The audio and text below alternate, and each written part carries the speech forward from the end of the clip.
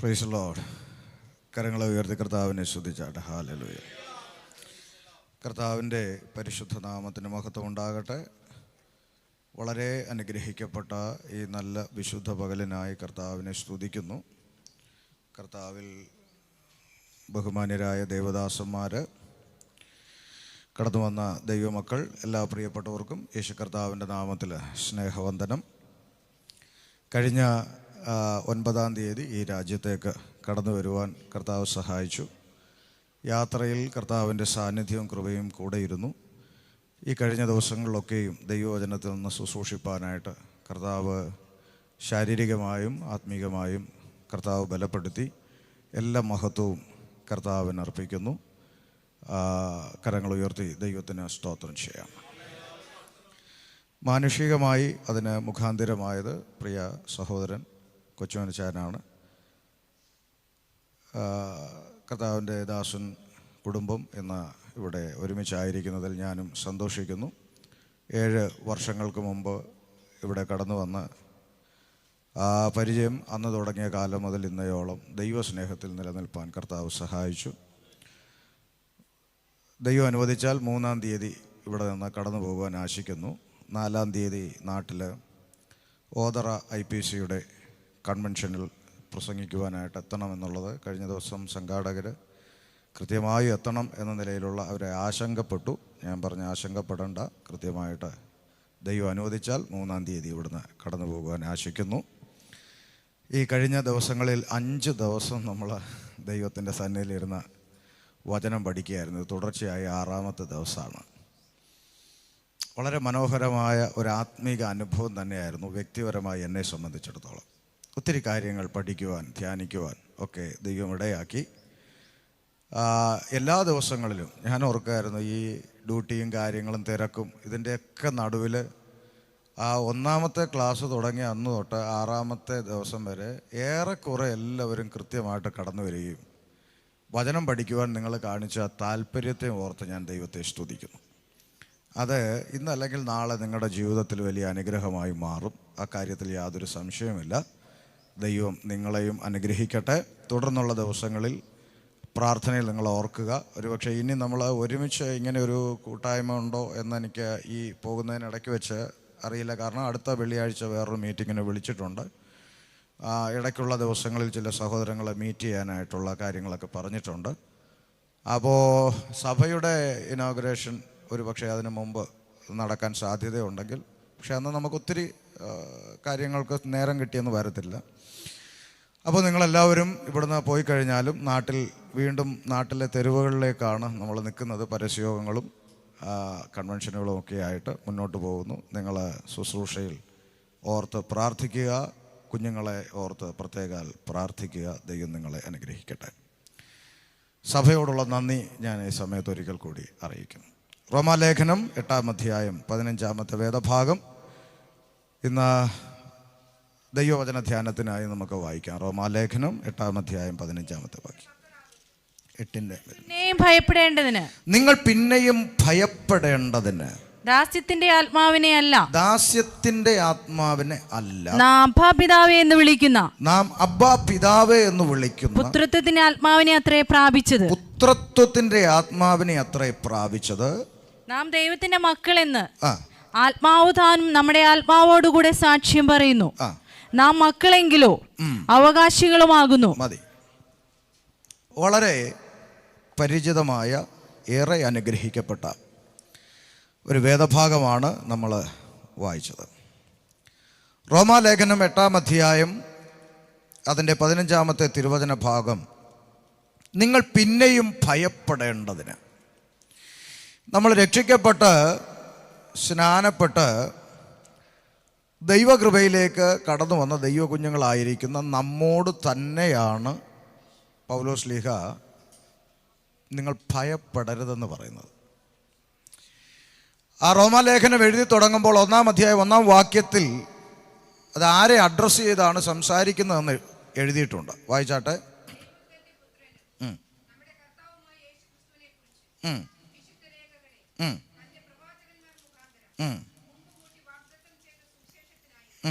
വേർതിരിച്ചു വിളിക്കപ്പെട്ട അപ്പോസ്തലനും യേശു ക്രിസ്തുവിന്റെ ദാസനുമായ പൗലോസ്. അപ്പൊ എഴുതുന്ന ആളെ പരിചയപ്പെടുത്തി. ഇങ്ങനെ ഒരാളാണ് എഴുതുന്നത്. ഇനി ആർക്കാണ്? റോമയിൽ ദൈവത്തിനു പ്രിയരും വിളിക്കപ്പെട്ട വിശുദ്ധന്മാരുമായ എല്ലാവർക്കും എഴുതുന്നു. വിളിക്കപ്പെട്ട വിശുദ്ധന്മാരായ എല്ലാവർക്കും എഴുതുന്നത്. നോക്കേ, അപ്പൊ രക്ഷിക്കപ്പെട്ട് സ്നാനപ്പെട്ട ദൈവകൃപയിലേക്ക് കടന്നു വന്ന ദൈവ കുഞ്ഞുങ്ങളെ സ്വർഗത്തിലെ ദൈവം സൗജന്യമായിട്ട് ഇട്ട പേരാണ് വിശുദ്ധന്മാർ. നാട്ടിലെ ക്രിസ്ത്യാനികൾ വിശുദ്ധന്മാരെ ആക്കുന്ന എങ്ങനെ? അവർക്ക് വേണ്ടപ്പെട്ട ഒരാളെ പിടിച്ച് കണ്ണാടിക്കൂട്ടിൻ്റെ അകത്ത് കയറ്റി ഒരു ദിവസം അങ്ങ് പ്രഖ്യാപിക്കും, ഇത് വിശുദ്ധനാണ് എന്നവർ പ്രഖ്യാപിച്ച് ഒരു ATM കൗണ്ടർ പോലെ ഏതെങ്കിലും കവലെ കൊണ്ടുവച്ച് ഒരു വഞ്ചിക്കുറ്റിയും വെച്ച് അവിടെ ഇരുത്തും. എന്നാൽ വേദപുസ്തകം അങ്ങനെയല്ല പറയുന്നത്. രക്ഷിക്കപ്പെട്ട് സ്നാനപ്പെട്ട് ദൈവകൃപയിൽ ജീവിക്കുന്ന ദൈവ കുഞ്ഞുങ്ങളെ സ്വർഗത്തിലെ ദൈവം സൗജന്യമായിട്ട് വിളിച്ച പേരാണ് വിശുദ്ധന്മാർ. അങ്ങനെ ഒരു പട്ടികയിലേക്കാണ് ദൈവം നമ്മളെ കൊണ്ടുവന്നിരിക്കുന്നത്. ഇനിയിപ്പോൾ ഈ വിശുദ്ധന്മാരെന്ന പട്ടിക ഇല്ലാതെ നമ്മൾ ദൈവത്തോട് എന്തെങ്കിലും പ്രാർത്ഥിച്ചാൽ അത് കിട്ടുമോ കിട്ടത്തില്ലേ എന്ന് ചോദിച്ചാൽ തീർച്ചയായിട്ടും കിട്ടും. പ്രാർത്ഥനയ്ക്ക് മറുപടി കിട്ടാൻ വേണ്ടിയിട്ട് ഒരാൾ രക്ഷിക്കപ്പെടണമെന്നില്ല, സ്നാനപ്പെടണമെന്നും ഇല്ല. ചില ആളുകൾ പറയും, ഞങ്ങൾ നിങ്ങളുടെ കൂടെ ചർച്ചിലൊന്നും വന്നില്ലെങ്കിലും ഇന്ന് വരെ ഞങ്ങൾ ചോദിച്ചതിനൊക്കെ ദൈവം മറുപടി, ഞാൻ ഇന്ന് വരെയും പ്രാർത്ഥിച്ചതിനൊക്കെ ദൈവം എനിക്ക് മറുപടി തരുന്നുണ്ട്, എൻ്റെ പ്രാർത്ഥന ദൈവം കേൾക്കുന്നുണ്ട്. അത് മാത്രമല്ല, ചില കാഴ്ചകളൊക്കെ ദൈവം എന്നെ കാണിക്കാറുണ്ട്. അങ്ങനെയുള്ള ഒരാളെ നമുക്ക് വേദപുസ്തകത്തിൽ കാണാം. അപ്പോസ്തല പ്രവൃത്തി 10-ാം അധ്യായത്തിൽ കാണുന്ന ഒരാളാണ്. ആരാ?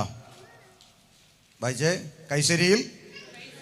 കൈസരിയിൽ ഇത്താലിക്ക എന്ന പട്ടാളത്തിൽ കൊർന്നേലിയോസ് എന്ന പേരുള്ള ഒരു ശതാധിപൻ ഉണ്ടായിരുന്നു, പട്ടാളക്കാരൻ. അയാളെക്കുറിച്ച്, അവൻ ഭക്തനും, നോക്കൂ, അയാളെക്കുറിച്ച് സ്വർഗത്തിലെ ദൈവം രേഖപ്പെടുത്തിയിരിക്കുന്ന ചില ക്വാളിറ്റി. അവൻ ആരാണ്? ഒന്ന് ഭക്തനാണ്. 2 തന്റെ സകല ഗ്രഹത്തോടും കൂടെ ദൈവത്തെ ഭയപ്പെടുന്നവനുമായി. നോക്ക്, അവൻ ഭക്തനാണ്. 2 കുടുംബമായിട്ട് ദൈവ ഭയമുള്ളവനാണ്. അടുത്തത്, ജനത്തിന് വളരെ ധർമ്മം കൊടുത്തും. 3 ആരെന്ത് ചോദിച്ചാലും കൊടുക്കാൻ മനസ്സുള്ള, നന്മ ചെയ്യാൻ മനസ്സുള്ള ഒരു ഹൃദയത്തിന്റെ ഉടമയാണ്. അടുത്തത്, എപ്പോഴും ദൈവത്തോട് പ്രാർത്ഥിച്ചും പോന്നു. അത് നമുക്ക് പോലും ഇല്ലാത്ത ക്വാളിറ്റിയാണ്. എന്താണ്? എപ്പോഴും പ്രാർത്ഥിക്കുക. പട്ടാളക്കാരന് തീരെ സമയമില്ലാത്തൊരു മനുഷ്യൻ, എന്നാലും പ്രാർത്ഥിച്ചു പോന്നു. ഓക്കെ, അടുത്ത വാക്ക്. അവൻ പകൽ ഏകദേശം 9 മണി നേരത്ത് ഒരു ദർശനത്തിൽ ദൈവദൂതൻ തന്റെ അടുക്കൽ അകത്ത് വരുന്നത് സ്പഷ്ടമായി കണ്ടു. അപ്പൊ ഒന്ന് ശ്രദ്ധിക്കുക, 4 ക്വാളിറ്റി ദൈവം പറഞ്ഞു. 1 അവൻ ഭക്തൻ, 2 കുടുംബമായി ദൈവഭയമുള്ളവൻ, 3 നന്മ പ്രവൃത്തി ചെയ്യുന്നവൻ, 4 എപ്പോഴും പ്രാർത്ഥിക്കുന്നവൻ. 5-ാമത്തെ ഒരു യോഗ്യത കൂടെ താൻ പ്രാപിച്ചു, ദർശനം കണ്ടു. എങ്ങനെ കണ്ടു? സ്പഷ്ടമായി കണ്ടു. അപ്പൊ ദർശനത്തിന് ഒരു ക്ലാരിറ്റി ഉണ്ട്. നമ്മുടെ നാട്ടിലെ ചില ആളുകൾ പറയടി, ഞാനിങ്ങനെ പ്രാർത്ഥിക്കുമ്പോഴേടി ഒരു ഓലമടൽ താഴോട്ട് വീഴുന്നത് കണ്ടു, ചക്ക വഴുതിരിക്കുന്നത് കണ്ടു, ഒരാന ഇങ്ങനെ അങ്ങ് തിരിഞ്ഞു നിൽക്കുക, ഇങ്ങനെയൊക്കെ പറയുന്നത് ഞാൻ കേട്ടിട്ടുണ്ട്. നോക്ക്, ചക്കയും മാങ്ങയും തേങ്ങയൊന്നും അല്ല, ദർശനം എന്ന് പറയുന്നതിന് ഒരു ക്ലാരിറ്റി ഉണ്ട്. യോഹന്നാനോട് ചോദിക്കണം, പത്മോസിൽ കണ്ട ദർശനം എന്താണെന്ന് ചോദിച്ചാൽ ക്രിസ്റ്റൽ ക്ലിയർ ആയിട്ടാണ് അവിടെ രേഖപ്പെടുത്തി വെച്ചിരിക്കുന്നത്. 7 പൊൻനിലവിളക്കുകളുടെ നടുവിൽ മാറത്ത് പൊൻകച്ച കെട്ടിയവനായി, വെള്ളോടിന് സദൃശ്യമുള്ള കാലുകളുള്ളവനായി, രാജമുടി ധരിച്ചവനായി, അഗ്നിജ്വാലയ്ക്കൊത്ത കണ്ണുള്ളവനായി, പെരുവെള്ളത്തിൻ്റെ ഇരച്ചിൽ പോലെ ശബ്ദം പുറപ്പെടുവിക്കുന്നതിനായി, സൂര്യനേക്കാൾ വെല്ലുന്ന തേജസ്സുള്ളവനായ തേജോമയനായ ക്രിസ്തു ഞാൻ കണ്ണുകൊണ്ട് കണ്ടു. അപ്പം നോക്ക്, ദർശനം എന്ന് പറയുന്നതിന് ഒരു ക്ലാരിറ്റി ഉണ്ട്. പിന്നെ ചക്കയും മാങ്ങയും തേങ്ങയും കാണുന്നത് കൊണ്ട് കുഴപ്പമൊന്നുമില്ല, പക്ഷേ അതിന് വേദപുസ്തകം പറയുന്നത് സ്വപ്നം എന്നാണ്. ഒരു സ്വപ്നം. യോസഫ് കണ്ടല്ലോ, നെൽക്കതിരും നക്ഷത്രങ്ങളും സൂര്യനും ചന്ദ്രനും ഒക്കെ കണ്ടല്ലോ, കുഴപ്പമില്ല. അങ്ങനെ ഒരു സ്വപ്നത്തിന് വ്യാഖ്യാനം ആവശ്യമുണ്ട്, ദർശനത്തിന് വ്യാഖ്യാനത്തിൻ്റെ ആവശ്യമില്ല. അത് വളരെ ക്രിസ്റ്റൽ ക്ലിയർ ആണ്. അപ്പോൾ ഈ 5-ാമത്തെ ക്വാളിറ്റിയും പ്രാപിച്ച കൊർന്നേലിയോസിന്റെ അടുക്കൽ ദൂതൻ വന്നിട്ട് പറഞ്ഞ വാചകം എന്താണെന്ന് ശ്രദ്ധിച്ചേ, വായിച്ചോ. കൊർന്നേലിയോസേ എന്ന് തന്നോട് പറയുന്നതും കേട്ടു. അവനെ ഉറ്റുനോക്കി ഭയപരവശനായി, എന്താകുന്നു കർത്താവേ എന്ന് ചോദിച്ചു. അവനോട് നിന്റെ പ്രാർത്ഥനയും ധർമ്മവും, നിന്റെ പ്രാർത്ഥനയും നീ ചെയ്യുന്ന പുണ്യപ്രവർത്തികളും ദൈവത്തിന് മുമ്പിൽ എത്തിയിരിക്കുന്നു. ദൈവം എവിടാ ഇരിക്കുന്നത്? ദൈവം എവിടാ വസിക്കുന്നത്? അത്യുന്നതൻ സ്വർഗത്തിൽ വസിക്കുന്നു. അപ്പൊ ദൈവം സ്വർഗത്തിൽ വസിക്കുന്ന ഇടത്ത് ഈ മനുഷ്യന്റെ പ്രാർത്ഥനയും നന്മ പ്രവൃത്തിയും എല്ലാം എവിടെ എത്തി? സ്വർഗത്തിൽ എത്തി. നമ്മുടെ പ്രാർത്ഥന അന്തരീക്ഷ മണ്ഡലത്തിൽ ശത്രു തടഞ്ഞു വെക്കുന്നു. നമ്മൾ പിന്നെ 21 ദിവസം ഉപവാസത്തിലിരുന്ന് പവർവിഷനെ കാണുന്ന സ്പെഷ്യലിസ്റ്റിനെ വിളിച്ചുകൊണ്ട് വന്ന് അതിനെ അന്തരീക്ഷ മണ്ഡലത്തിൽ തടയുന്ന മണ്ഡലങ്ങളെ വെട്ടി പൊട്ടിച്ച് എന്നിട്ടൊക്കെയാണ് നമ്മുടെ പ്രാർത്ഥന കേൾക്കുന്നതെന്നാണ് പറയുന്നത്. ഇവിടെ ഒരു വിശാചം തടഞ്ഞില്ല, ഒരു പ്രശ്നവും ഇല്ല. അവൻ്റെ പ്രാർത്ഥനയും പുണ്യപ്രവൃത്തിയൊക്കെ എവിടെ എത്തി? സ്വർഗത്തിൽ ദൈവത്തിൻ്റെ മുമ്പിലെത്തി. മറുപടിയായിട്ട് ആര് വന്നു? ദൂതനും വന്നു. പക്ഷെ വന്നിട്ട് അടുത്ത വാക്കെന്താ പറഞ്ഞത്? ഇപ്പോൾ യോപ്പയിലേക്ക് ആളയച്ച് പത്രോസ് എന്ന് മറുപേരുള്ള ശിമോനെ വരുത്തുക. അവൻ തോൽക്കൊല്ലനായ ശിമോൻ എന്നൊരുവനോടുകൂടെ പാർക്കുന്നു. അവന്റെ വീട് കടപ്പുറത്ത് ആകുന്നു എന്ന് പറഞ്ഞു. ശ്രദ്ധിച്ചേ, ഇനി ഒന്ന് ശ്രദ്ധിച്ചേ. 5 യോഗ്യതയുള്ള മനുഷ്യന്റെ അടുക്കൽ ദൂതൻ ഇറങ്ങി വന്നിട്ട് പറയാണ്, പട്ടാളക്കാരനോട് പറയാണ്, നീ യോപ്പയിലേക്ക് ആളയച്ചിട്ട് പത്രോസ് എന്ന് പറഞ്ഞൊരു ഉപദേശി അവിടെ ശിമോന്റെ വീട്ടിൽ പാർക്കുന്നുണ്ട്, തോൽക്കൊല്ലന്റെ വീട്ടിൽ പാർക്കുന്നുണ്ട്, അവനെ നിന്റെ വീട്ടിലോട്ട് ഒന്ന് വിളിപ്പിക്കണം. എൻ്റെ ഒരു ചിന്ത പറയാം. ഇവിടെ ഈ സന്ദർഭത്തിൽ കൊർന്നേലിയോസിന് വേണമെങ്കിൽ ദൂതനുമായിട്ടൊന്ന് പിണങ്ങാം. എന്താ കാര്യം? അവന് തിരിച്ചു പറയാൻ ചില കാര്യങ്ങളുണ്ട്. 1, ഞാൻ ആരാണ്? ഭക്തനാണ്. 2, കുടുംബത്തോടെ ദൈവത്തെ ഭയപ്പെടുന്നവനാണ്. 3, പുണ്യപ്രവൃത്തികളും നന്മ പ്രവൃത്തികളും ചെയ്യുന്നവനാണ്. 4, എപ്പോഴും ഇതെല്ലാം പോരാഞ്ഞാട്ട് എൻ്റെ പ്രാർത്ഥന, എൻ്റെ പുണ്യപ്രവൃത്തികളൊക്കെ എവിടെ എത്തി? സ്വർഗത്തിലെത്തി. മറുപടിയായിട്ട് ആര് വന്നു? ദൂതനും വന്നു. അങ്ങനെയുള്ളപ്പോൾ ഇനി ഈ പട്ടാളക്കാരനായി ഞാൻ എൻ്റെ കുടുംബത്തിൽ പണ്ടങ്ങാണ്ട് മീൻ പിടിച്ചുകൊണ്ട് നടന്ന ഒരുത്തനല്ലേ ഈ പത്രോസ് എന്ന് പറയുന്നത്. പണ്ടങ്ങാണ്ട് മീൻ പിടിച്ചുകൊണ്ട് നടന്നേ, ഇപ്പം എങ്ങാണ്ട് വെള്ള ചൂപയൊക്കെ ആയിട്ട് നടക്കുന്ന ഒരു ഉപദേശിയല്ലേ. അങ്ങനെയുള്ളവനെയൊക്കെ എൻ്റെ വീട്ടിൽ വിളിക്കേണ്ട ആവശ്യം എന്താ? ഓൾറെഡി എനിക്ക് ഇത്രയും ക്വാളിറ്റി ഉണ്ട്. എൻ്റെ പ്രാർത്ഥന ദൈവം കേൾക്കുന്നുണ്ട്. മറുപടിയായിട്ട് ദൂതനെ എൻ്റെ വീട്ടിൻ്റെ അകത്തും അയച്ചിട്ടുണ്ട്. എൻ്റെ പ്രാർത്ഥന സ്വർഗത്തിലും എത്തിയിട്ടുണ്ട്. ഇനി ഞാൻ ഈ ഉപദേശിമാരെയൊക്കെ എൻ്റെ വീട്ടിൽ വിളിക്കേണ്ട കാര്യം എന്താ എന്ന് വേണമെങ്കിൽ ഒരു ക്വസ്റ്റ്യൻ ആർക്ക് ചോദിക്കാം? കൊർന്നേലിയോസിന് ചോദിക്കാം. ചോദിച്ചാൽ സ്വർഗത്തിൻ്റെ മറുപടി എന്തായിരിക്കും എന്നറിയോ?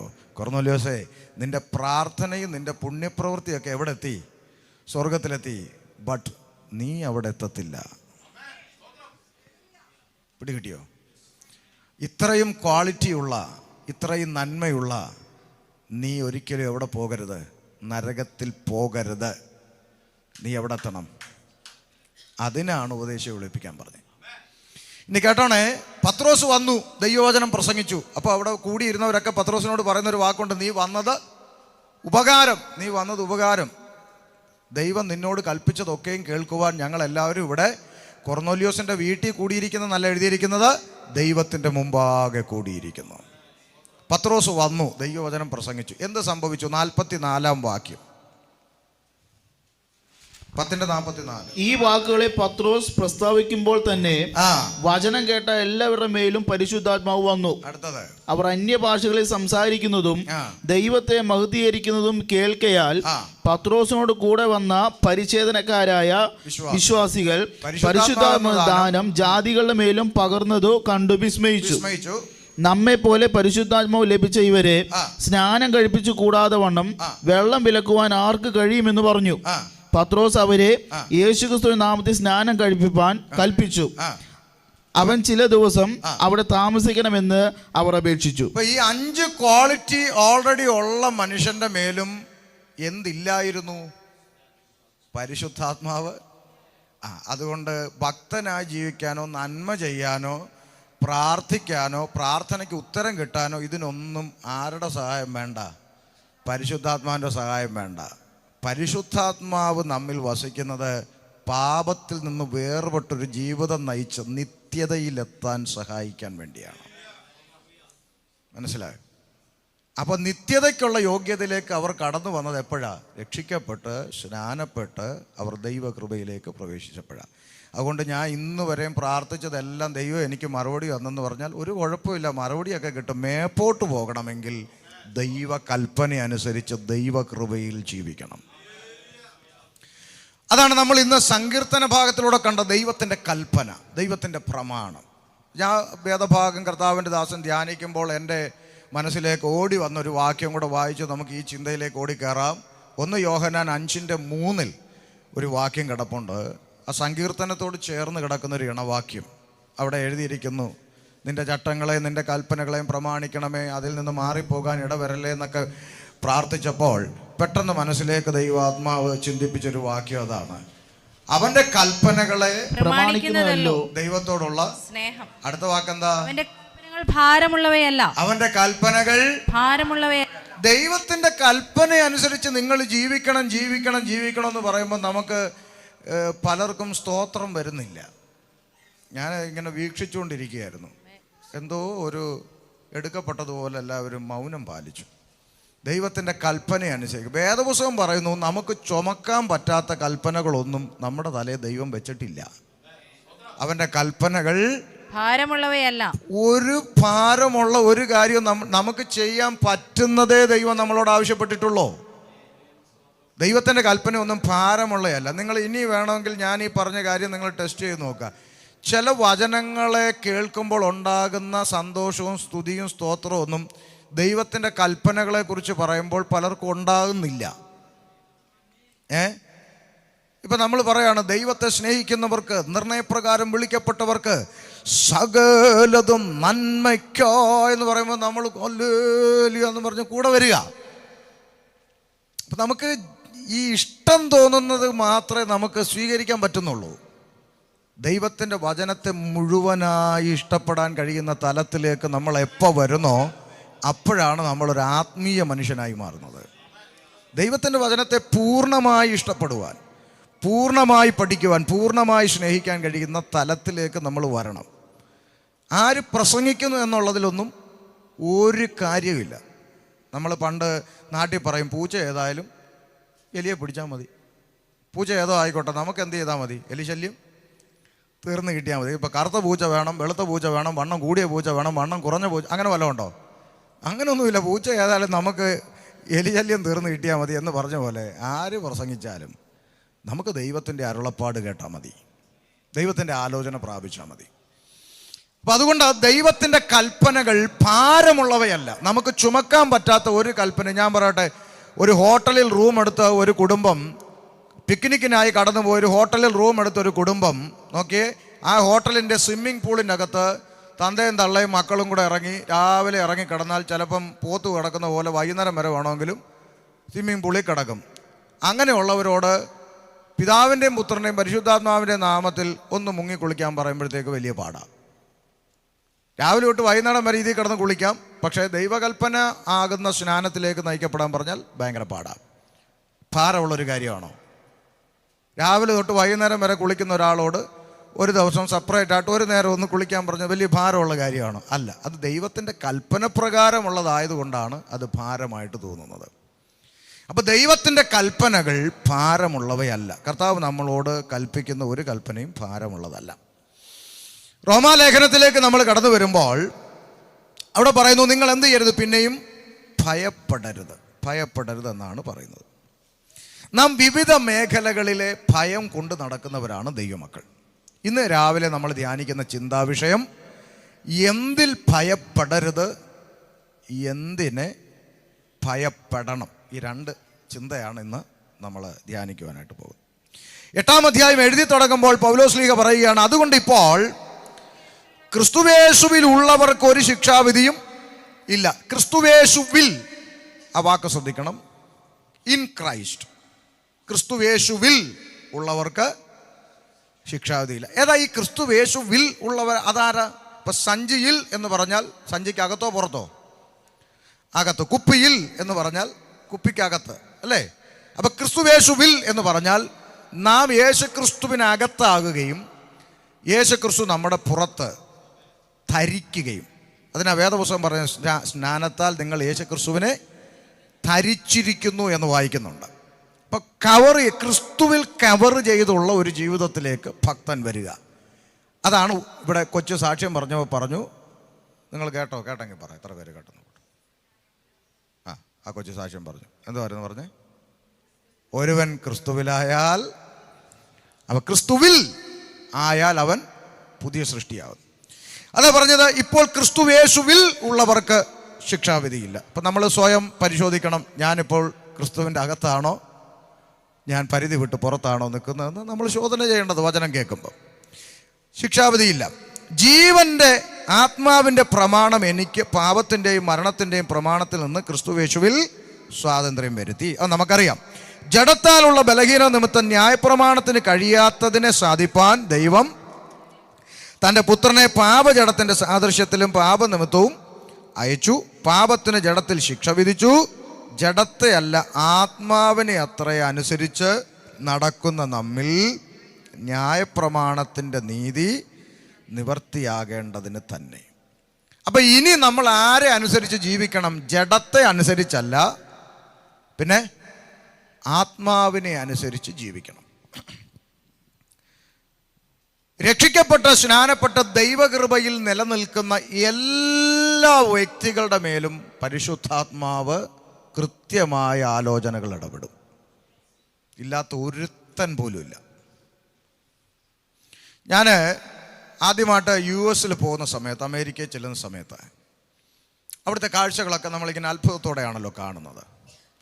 അവിടെ മീറ്റിങ്ങിന് കാറിൽ ഒരാൾ എന്നെ കൊണ്ടുപോകുമ്പോൾ ഞാൻ ഒട്ടുമിക്ക കാറുകളിലും ശ്രദ്ധിച്ചൊരു കാര്യം പറയാം. ഈ വിഷയത്തോട് ബന്ധപ്പെട്ടായതുകൊണ്ട് അത് പറയുന്നത്. ഒട്ടുമിക്ക കാറുകൾ, നമ്മളെല്ലാം ഇവിടുത്തെ കാറിൽ നമ്മൾ കയറുന്ന ഉടനെ മൊബൈൽ എടുത്ത് അവിടെ എവിടെയെങ്കിലും കൊളുത്തിയിടുന്ന പരിപാടി നമ്മൾ നാട്ടിലും അങ്ങനെയൊക്കെ ചെയ്യാറുണ്ട്. പക്ഷേ അവിടെ ഒട്ടുമിക്ക കാറുകളിലും ആദ്യം എടുത്തു വെക്കുന്നത് GPS ആണ്. എല്ലാം ഒരേപോലെ ഇരിക്കുകയാണ്. റോഡ് എങ്ങോട്ട് നോക്കിയാൽ എങ്ങോട്ടാണെന്നൊന്നും നമുക്കറിയത്തില്ല. വീട്ടിൻ്റെ നമ്പർ അതിനകത്ത് അടിച്ചു കൊടുത്ത് ഇട്ട് കഴിഞ്ഞാൽ ആ വീട്ടിൻ്റെ മുറ്റത്ത് കൊണ്ട് നമ്മൾ നിർത്തും. GPS നാവിഗേഷൻ്റെ അത് സെപ്പറേറ്റ്, മൊബൈൽ അല്ലാതെ സെപ്പറേറ്റ് ഒരു പെട്ടി പോലൊരു സാധനം വാങ്ങാൻ കിട്ടും. ചിലർ മൊബൈൽ യൂസ് ചെയ്യും, ചിലർ നാവിഗേഷൻ. ഇതെടുത്ത് അങ്ങോട്ട് വെച്ചിട്ടാണ് പോകുന്നത്. അപ്പം ഞാനിങ്ങനെ കാഴ്ചക്കാരനായിരിക്കുന്നുണ്ട്, ഞാനിതിങ്ങനെ ശ്രദ്ധിച്ചപ്പോൾ കണ്ട ഒരു കാര്യം, ഓരോ റോഡിലേക്ക് വണ്ടി കയറുമ്പോഴും ആ റോഡിൽ അനുവദിക്കപ്പെട്ട സ്പീഡ് ലിമിറ്റ് എത്ര ആണെന്ന് ഈ GPS-ൻ്റെ അകത്ത് ഇങ്ങനെ വട്ടത്തിൽ സൈഡിൽ ഇങ്ങനെ കാണിച്ചുകൊണ്ടിരിക്കും. അപ്പം ഞാനിത് ശ്രദ്ധിക്കുക. അപ്പം ഈ സ്കൂള് അതുപോലൊക്കെ ഉള്ളിടത്ത് വരുമ്പോൾ സ്പീഡ് കുറയ്ക്കുന്ന 40 ലിമിറ്റ് 60 ലിമിറ്റ് എന്നൊക്കെ ഉണ്ട്. അപ്പം ഞാനിങ്ങനെ ശ്രദ്ധിക്കുമ്പോൾ കണ്ടു, നമ്മുടെ സമയം പോയതുകൊണ്ട് യോഗത്തിന് പെട്ടെന്ന് പോവുക നമ്മൾ. അപ്പം 60 കിലോമീറ്റർ സ്പീഡ് അനുവദിച്ചിട്ടുള്ള റോഡിലൂടെ സമയം പോയതുകൊണ്ട് ഈ സഹോദരൻ എന്ത് ചെയ്യുക, ഇച്ചിരി സ്പീഡിൽ വിട്ടു. അപ്പം ഞാൻ നോക്കുകയാണ്, 60 എന്നുള്ളിടത്ത് ഈ GPS-ൻ്റെ അകത്ത് 60 കഴിഞ്ഞ് 61 എന്നങ്ങോട്ട് കയറിയപ്പോഴത്തേക്ക് ബീപ്പ് ബീപ്പ് ബീപ്പ് എന്ന് പറഞ്ഞ് ഇത് കിടന്ന് നിലവിളിക്കുക. ഏത് GPS കിടന്ന് കീ നടിക്കുക. അപ്പോൾ ഈ സഹോദരൻ ആക്സിലേറ്ററിൽ നിന്ന് കാല് വയ്യ ഒന്ന് സ്ലോ ആക്കുമ്പോൾ ഇത് 60 നിന്ന് താഴോട്ട് വരുന്നു. ആ ബീപ്പ് എന്ത് ചെയ്തു, നിന്നു. ശ്രദ്ധിച്ചോണേ, മുന്നറിയിപ്പ്. പക്ഷേ എന്നിട്ടും സമയം പോയതുകൊണ്ട് ഇനിയിപ്പോൾ എന്തെങ്കിലും ആട്ടെ എന്ന് പറഞ്ഞ് വണ്ടി വീണ്ടും അങ്ങോട്ട് ചവിട്ടി വിട്ടപ്പോൾ ഈ 60 എന്നുള്ളത് 61-ലായപ്പോൾ ബീപ്പ് കേൾക്കാൻ തുടങ്ങി. 62 ബീപ്പ് കേൾക്കാൻ തുടങ്ങി. അത് കഴിഞ്ഞ് 63, 64, 65 കഴിഞ്ഞ് അങ്ങോട്ട് പോയപ്പോഴത്തേക്ക് ഇവൻ്റെ ബീപ്പ് എന്ത് ചെയ്തു, നിന്നു. ശ്രദ്ധിക്കണം, ഇപ്പോൾ പോകുന്നത് തെറ്റാണ് എന്നൊരു മുന്നറിയിപ്പ് GPS കൊടുത്തു. അത് കേട്ടിട്ട് മൈൻഡ് ചെയ്യാതെ പിന്നെയും സ്പീഡ് കൂട്ടി പോയപ്പോൾ GPS മൗനം പാലിച്ചു. അതൊരു മനുഷ്യനാണെങ്കിൽ പറയും, ചെന്ന് കയറിക്കൊടുക, ടിക്കറ്റ് കിട്ടുമ്പോൾ പഠിച്ചോളൂ. അല്ലേ? നോക്കൂ, പരിശുദ്ധാത്മാവ് നമ്മളിൽ ഇടപെടുന്നത് ഇതുപോലെയാണ്. നമ്മളൊരു തെറ്റിലേക്ക് കാലെടുത്ത് വെക്കാൻ തുടങ്ങിയാൽ പരിശുദ്ധാത്മാവ് കൃത്യമായി ചങ്കിനകത്ത് കുത്തും. നീ ഒരു ദൈവവൈതലാണ്, ഇത് ചെയ്യരുത്, ഇത് പറയരുത്, ഈ വഴി പോകരുത്. അവിടെ കൊണ്ട് നമ്മൾ പുറകോട്ട് കാല് വെച്ചാൽ ശുഭമായി മുന്നോട്ട് പോകും. എന്നാൽ ആ ദൈവശബ്ദം മൈൻഡ് ചെയ്യാതെ നമ്മൾ മുന്നോട്ട് പോയാൽ കയ്യും കാലും പിടിച്ച് കെട്ടിയിടാനൊന്നും ദൈവാത്മാവ് വരത്തില്ല. അവിടെ പിന്നെ മൗനം പാലിക്കും. പോയി ചെന്ന് കിട്ടുന്നത് മേടിച്ച് പഠിച്ചോ. ദൈവാത്മാവിൻ്റെ ഇടപെടൽ നമ്മൾ മനസ്സിലാക്കണം. അറ്റ്ലീസ്റ്റ് ഞാൻ നിങ്ങളോട് പറയാം, അറ്റ്ലീസ്റ്റ് നമ്മൾ മലയാളികളാണ്. നമ്മൾ വീട്ടിൽ നിന്ന് ഇറങ്ങുമ്പോൾ അപ്പുറത്തുകാരൻ ചോദിക്കുക എവിടെ പോകും. ഇപ്പം ഞാൻ വീട്ടിൽ നിന്ന് ഇറങ്ങുകയാണ്. ഞാൻ താമസിക്കുന്ന വീട് കുണ്ട്രയാണ്. എനിക്ക് കൊല്ലത്ത് വരെ ടൗണിൽ വരെ പോകാൻ വേണ്ടി ഞാൻ വീട്ടിൽ നിന്ന് ഇറങ്ങുന്നു. അങ്ങോട്ട് ഇറങ്ങുമ്പോൾ അയലത്തുകാരൻ ചോദിക്കും പക്ഷേ എവിടെ പോകുന്നു. അപ്പം ഞാൻ പെട്ടെന്ന് പറയാണ് അതുകൊണ്ട് കുണ്ട്ര വരെ പോകുന്നു. ഞാൻ എവിടെ പോകുന്നത്? കൊല്ലത്തിന്. അപ്പം ഞാൻ പെട്ടെന്ന് കുണ്ട്ര വരെ പോവാം. അത് പറഞ്ഞു തീരുമ്പോൾ നമ്മുടെ ചങ്കിനകത്തൊരു കുത്തെന്ത് ചെയ്യും, വരും. ഉടനെ നമ്മൾ പറയും അതുവഴി കൊല്ലം വരെ ഒന്ന്. പെട്ടെന്ന് നമുക്കത് തിരുത്തി നമ്മൾ പറയുന്ന ഒരു വെപ്രാളം നമ്മൾ ആ പരിശുദ്ധാത്മാവിൻ്റെ ഇടപെടലാത്. ഒരു ചെറിയ കള്ളം പറയുമ്പോൾ പോലും ദൈവാത്മാവ് നമ്മളോട് ഇടപെട്ടുകൊണ്ടിരിക്കും. അങ്ങനെ ഒരു ഇടപെടൽ ഇല്ലാത്ത ഒരാളും ദൈവമക്കളായിട്ടില്ല. നിങ്ങൾ സ്വയം പരിശോധിച്ചാൽ മതി. ചെറിയൊരു കാര്യം നമ്മളെ അത് പിന്നെ കുത്തിക്കൊണ്ടിരിക്കും, അലട്ടിക്കൊണ്ടിരിക്കും. പിന്നെ നമ്മളല്ലാത്തൊരവസ്ഥയിലേക്ക് അത് മാറും. വളരെ കൃത്യമായി, ഇത്രയും കൃത്യമായി ദൈവാത്മാവ് ഇടപെട്ട് നടത്തിയിട്ടും ആത്മാവിനെ അനുസരിച്ച് നടക്കാതെ ജഡത്തിൻ്റെ മോഹങ്ങൾക്ക് പ്രാധാന്യം കൊടുത്ത് മുന്നോട്ട് പോയാൽ, ഇവിടെ പറയുന്നു, ജഡത്തെ അനുസരിക്കുന്നവൻ മരിക്കും നിശ്ചയം. 8-ാം അധ്യായത്തിലേക്ക് നമ്മൾ കടന്നു വരുമ്പോൾ, പിന്നെ ആത്മാവിനെ അത്ര അനുസരിച്ച് നടക്കുന്ന നമ്മിൽ ന്യായപ്രമാണത്തിൻ്റെ നീതി നിവൃത്തിയാകേണ്ടതിന് ജഡസ്വഭാവമുള്ളവർ ജഡത്തിനുള്ളതും ആത്മസ്വഭാവമുള്ളവർ ആത്മാവിനുള്ളതും ചിന്തിക്കുന്നു. ജഡത്തിൻ്റെ ചിന്ത മരണം. നമ്മുടെ ശരീരത്തിൻ്റെ ഇച്ഛകളെയും ശരീരത്തിൻ്റെ ആഗ്രഹങ്ങളെയും സാധിപ്പിക്കാനുള്ളൊരു ഓട്ടം നമ്മൾ ഈ ഭൂമിയിൽ ഓടിയാൽ ചെന്ന് വീഴുന്നത് ഏത് മരണം? ഇവിടെ പറയുന്ന മരണം എന്താ? രക്ഷിക്കപ്പെട്ടവന് ജഡത്തിലുള്ള ശരീരത്തിലുള്ള മരണം ഭയമല്ല, അത് പ്രത്യാശയാണ്. ജഡത്തിലുള്ള മരണം ഭയമല്ല. കാരണം ഈ കൂടാരം പൊളിഞ്ഞെങ്കിൽ കർത്താവിൻ്റെ അടുക്കലെത്താൻ പറ്റുള്ളൂ. പക്ഷെ നമ്മൾ ഭയപ്പെടുന്ന ഒരു മരണമുണ്ട്, രണ്ടാമത്തെ മരണം, നിത്യനരകം. അല്ലേ? ഇപ്പം ഇവിടെ പറയാം, ജഡത്തിൻ്റെ ചിന്തയനുസരിച്ച് ജീവിക്കുന്നെങ്കിൽ മരണം, ജഡത്തിൻ്റെ ചിന്ത മരണം. ആത്മാവിൻ്റെ ചിന്തയോ ജീവനും സമാധാനവും തന്നെ. അടുത്തത്, ജഡത്തിൻ്റെ ചിന്ത ദൈവത്തോടുള്ള ശത്രുത്വമാകുന്നു, അത് ദൈവത്തിൻ്റെ ന്യായപ്രമാണത്തിന് കീഴ്പ്പെടുന്നില്ല. ജഡത്തിൻ്റെ ചിന്ത നമ്മളെ പിടിച്ചു മുറുക്കി മുന്നോട്ട് കൊണ്ടുപോകുന്നെങ്കിൽ നമ്മൾ ആരായി മാറിക്കഴിഞ്ഞു? ദൈവത്തിൻ്റെ ശത്രുവായി മാറുന്നു. ദൈവത്തിന് ഒരൊറ്റ ശത്രുവേ ഉള്ളൂ. ഭൂമിയിൽ ഒരു മനുഷ്യനും ദൈവത്തിൻ്റെ ശത്രുവല്ല. ദൈവത്തിൻ്റെ ശത്രു ആരേ ഉള്ളൂ? പിശാചേ ഉള്ളൂ. അപ്പോൾ നാം ഇവിടെ ജഡത്തിൻ്റെ ചിന്തയ്ക്കായി ജീവിക്കുന്നെങ്കിൽ നമ്മൾ ട്രാക്ക് മാറി ആരുടെ പാതയിലേക്ക് പോകുന്നു? പിശാചിൻ്റെ പാതയിലേക്ക് പോകുന്നു. കൃപയിൽ നിന്ന് വീണ് പോകുന്നു. അതുകൊണ്ട് ജഡത്തിനായി ചിന്തിക്കരുത്. നമ്മുടെ ഒരു വിധപ്പെട്ട ആകുലകളതൊക്കെ അവിടെ തീരും. നമ്മൾ ജഡത്തിനായി ചിന്തിക്കുമ്പോൾ ആണ് നമുക്ക് ഈ പലത് ഉണ്ടാക്കണം, പല കാര്യങ്ങൾ തലയ്ക്കകത്ത് കയറി ഭ്രാന്താവുന്നു. ദൈവത്തിനുള്ളത് ചിന്തിച്ചങ്ങ് മുന്നോട്ട് പോയാൽ അത്യാവശ്യം വലിയ പ്രശ്നമൊന്നും ഇല്ലാതെ മുന്നോട്ട് പോകാം. ഇപ്പം ഞാൻ പറയാം, ഞാനിപ്പോൾ ജഡത്തിനുള്ളത് ചിന്തിക്കുക, എനിക്ക് ഇച്ചിരി പ്രശ്നങ്ങളുണ്ട്, ഭൗതികമായ പലവിധമാകുന്ന കാര്യങ്ങളുണ്ട്. ഇപ്പം ഞാൻ ഒരു മനസ്സിലാക്കാൻ വേണ്ടി പറയുക, ഞാനിപ്പോൾ ഒരു ഹോസ്പിറ്റൽ സർജറിയിലൂടെ കടന്നുപോയി 3 മാസം 4 മാസം വീട്ടിൽ മീറ്റിങ്ങിന് പോകാൻ പറ്റാതെ വീട്ടിൽ കുത്തിയിരുന്നു. എൻ്റെ ഭാര്യയ്ക്ക് ജോലിയില്ല, അതുകൊണ്ട് തന്നെ വേറെ വരുമാന മാർഗ്ഗമില്ല, വീട്ടിൽ കുത്തിയിരുന്നു. കുഞ്ഞുങ്ങൾ 2 പേര് പഠിക്കുന്നു, അവർക്ക് ഫീസ് കൊടുക്കണം, വണ്ടിയുടെ ഫിനാൻസ് മുടങ്ങിയിട്ടുണ്ട്. അങ്ങനെയുള്ള പല കാര്യങ്ങൾ പ്രതിസന്ധി ഇങ്ങനെ തലയെക്കൂടെ ഓടുക. ഇതെല്ലാം ഭൗതിക വിഷയങ്ങളാണ്, ഇതൊന്നും ആത്മീയ വിഷയമല്ല. ഇതെല്ലാം ഭൗതിക വിഷയങ്ങളാണ്. ഇതെല്ലാം തലയിലിട്ട് പുകഞ്ഞിട്ട് ബഹ്റിനിലോട്ട് വന്നിറങ്ങുമ്പോൾ ജഡത്തിനുള്ളത് ചിന്തിച്ചാൽ ഇതെല്ലാം അപ്പനെന്ന നിലയിൽ തലേ കിടന്ന് ഓടുക, അല്ലേ? ഇതെല്ലാം തലേ കിടന്നിങ്ങനെ ഓടുമ്പോൾ ജഡത്തിനുള്ളത് ചിന്തിച്ചാൽ, അത്യാവശ്യം ജഡത്തിനുള്ളതാണ് ചിന്തിക്കുന്നതെങ്കിൽ ഉടനെ നമ്മുടെ തലച്ചോറ് പറയും, കുഴപ്പമൊന്നുമില്ല, 2 ദൂതൊക്കെ അടിച്ച് നമുക്കിവിടെ ഉള്ള 2 ദൂത് ഒരു വീട്ടിലടിച്ചാൽ മതി, പിന്നെ ഓട്ടോമാറ്റിക്കായിട്ട് എല്ലാം വരും.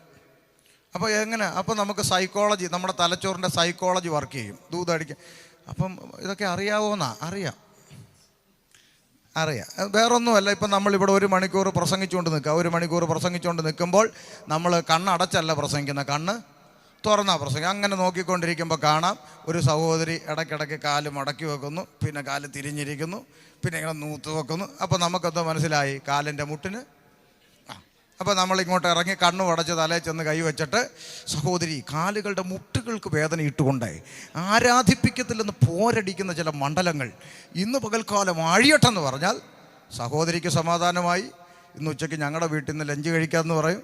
പിന്നെ അവിടെ നിന്ന് ഇച്ചിരി നേരം പ്രാർത്ഥിച്ചിട്ട് അച്ഛനും കൂടെ വേണ്ടി പ്രാർത്ഥിക്കണം, പുള്ളി പ്രാർത്ഥന അങ്ങോട്ട് പുള്ളിക്ക്. അപ്പോൾ ഇതിങ്ങനെ റൊട്ടേറ്റ് ചെയ്ത് അടിച്ചങ്ങ് പോകും. പിന്നെ അടുത്ത് അങ്ങോട്ട് ഇരുന്നിട്ട് കോമൺ ആയിട്ട് നമുക്ക് ദൂതടിക്കാൻ പറ്റും. എങ്ങനെയാണ്? നമ്മൾ പറയും, അഹശ്വേരോഷ് രാജാവിൻ്റെ ഹൃദയത്തിൽ ഒറ്റ രാത്രി കൊണ്ട് ഇടപെട്ടിട്ട്, അത് പറയേണ്ട ശൈലി പറഞ്ഞാൽ മതി. അഹശ്വേരോശ് രാജാവിൻ്റെ ഹൃദയത്തിൽ ഒറ്റ രാത്രി കൊണ്ട് ഇടപെട്ടിട്ട് മൊർദെഖായിക്ക് വിരോധമായി എഴുതി വെച്ചിരുന്ന രേഖകൾ ഒറ്റ രാത്രി കൊണ്ട് തിരുത്തി എഴുതിയതുപോലെ ഈ ബഹ്റിൻ രാജ്യത്ത് നിനക്കെതിരായി അധികാരിയുടെ മേശപ്പുറത്തിരിക്കുന്ന ചില എഗ്രിമെൻറ്റുകൾ, ചില പേപ്പറുകൾ തിരുത്തപ്പെടാൻ പോവുകയാണ് എന്നൊക്കെ അടിച്ചു കഴിഞ്ഞാൽ എല്ലാം ആത്മാവിൽ അങ്ങോട്ട് സ്പ്രിങ്ങലാകും. അത് കഴിയുമ്പം മിനിമം 2-3 പേര് വന്നിട്ട് പറയും, പക്ഷേ എൻ്റെ വലിയൊരു ബിസിനസ്സിൻ്റെ പ്രോജക്റ്റ് ഇവിടെ ഇരിക്കുക, അത് എനിക്കുള്ള ദൂതായിരുന്നു എന്ന് പറയും. പിന്നെ അവരെ വീട്ടിലോട്ടും പോകാം. അപ്പോൾ ഇങ്ങനെ ജഡത്തിനായി ചിന്തിച്ചാൽ ഇതൊക്കെ അടിച്ച് അത്യാവശ്യമുള്ളത് ഒപ്പിച്ചുകൊണ്ട് ഇവിടുന്ന് ഞാൻ ഈ 5 ദിവസം ഇവിടെ പ്രസംഗിച്ചത് ഓർത്താൽ വെല്ലവും തരാൻ വെച്ചവൻ പോലും മനസ്സിലായി. ഈ 5 ദിവസം എന്നെ സഹിച്ചിരുന്ന നിങ്ങളെ ഞാൻ സമ്മതിച്ചു കേട്ടോ, അത് ഞാൻ സമ്മതിച്ചു. കാര്യം നിങ്ങൾക്ക് അവാർഡ് തരണം. അങ്ങനെയൊന്നും സഹിക്കാൻ പറ്റുന്നതല്ല നമ്മൾ ഈ 5 ദിവസം ഇവിടെ കേട്ടത്. പക്ഷെ അത് ദൈവത്തിൻ്റെ വചനമായതുകൊണ്ട്, അപ്പം നമ്മൾ ആത്മാവിനായി ചിന്തിക്കുന്നത് കൊണ്ടാണ്. ജഡത്തിനായി ചിന്തിച്ചാൽ ഈ പറഞ്ഞ രീതിയിലെല്ലാം, ഇതിപ്പോൾ ഞാൻ 1-2 പറഞ്ഞോളൂ, ഇതുപോലെ എന്തെല്ലാം ട്രിക്കുണ്ടെന്നറിയാവോ? 23 വർഷം പെന്തക്കോസിൻ്റെ അകത്ത് നിന്ന് കണ്ടും കേട്ടും പഠിച്ച ട്രിക്കുകളാണ് ഇതെല്ലാം. അപ്പോൾ ഇങ്ങനെ ഒത്തിരി ട്രിക്കുകൾ ഇതിൻ്റെ അകത്തുണ്ട്. ഇതെല്ലാം ജഡത്തിനായി ചിന്തിച്ചാൽ എന്ത് ചെയ്യാം? നമുക്കിങ്ങനെയൊക്കെ. പക്ഷെ ഒരു കാര്യം മനസ്സിലാക്കണം, ഞാൻ എപ്പോഴും പറയാറുണ്ട്,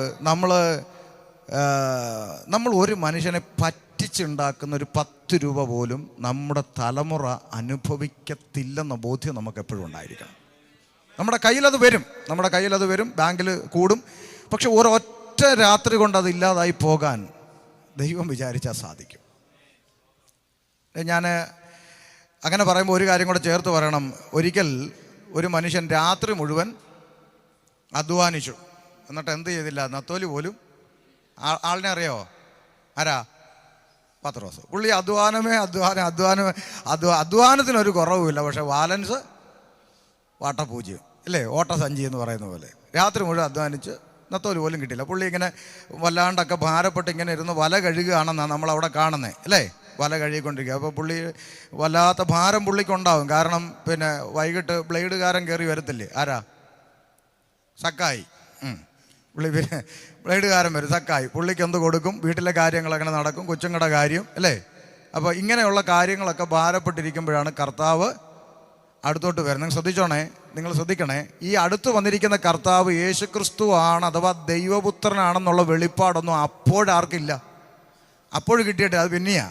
അപ്പം പത്രോസിൻ്റെ ചിന്തയിൽ ഇതാരാ? നസറേത്തുകാരൻ അല്ലേ, നസറായൻ, ഉപദേശി എന്ന് പറയും. പുള്ളി വന്നിട്ട് പത്രോസിനോട് ചോദിക്കുക, പത്രോസെ, നിൻ്റെ പടകിൽ ഇച്ചിരി സമയം വചനം സംസാരിക്കാൻ സ്ഥലം വേണം. കർത്താവ് അനുവാദം ചോദിക്കാതെ ചാടിക്കയറിയെന്നൊന്നും ഞാൻ വിശ്വസിക്കുന്നില്ല. അതുകൊണ്ടാണ് ഞാൻ അങ്ങനെ പറഞ്ഞത്. ഞാൻ വാതിക്കൽ നിന്ന് മുട്ടുന്നു എന്നാണ് ദൈവവചനം. മര്യാദയ്ക്ക് തുറന്നില്ല, ഞാൻ ചവിട്ടി തുറന്നകത്ത് വരുമെന്നാണോ? ആണോ?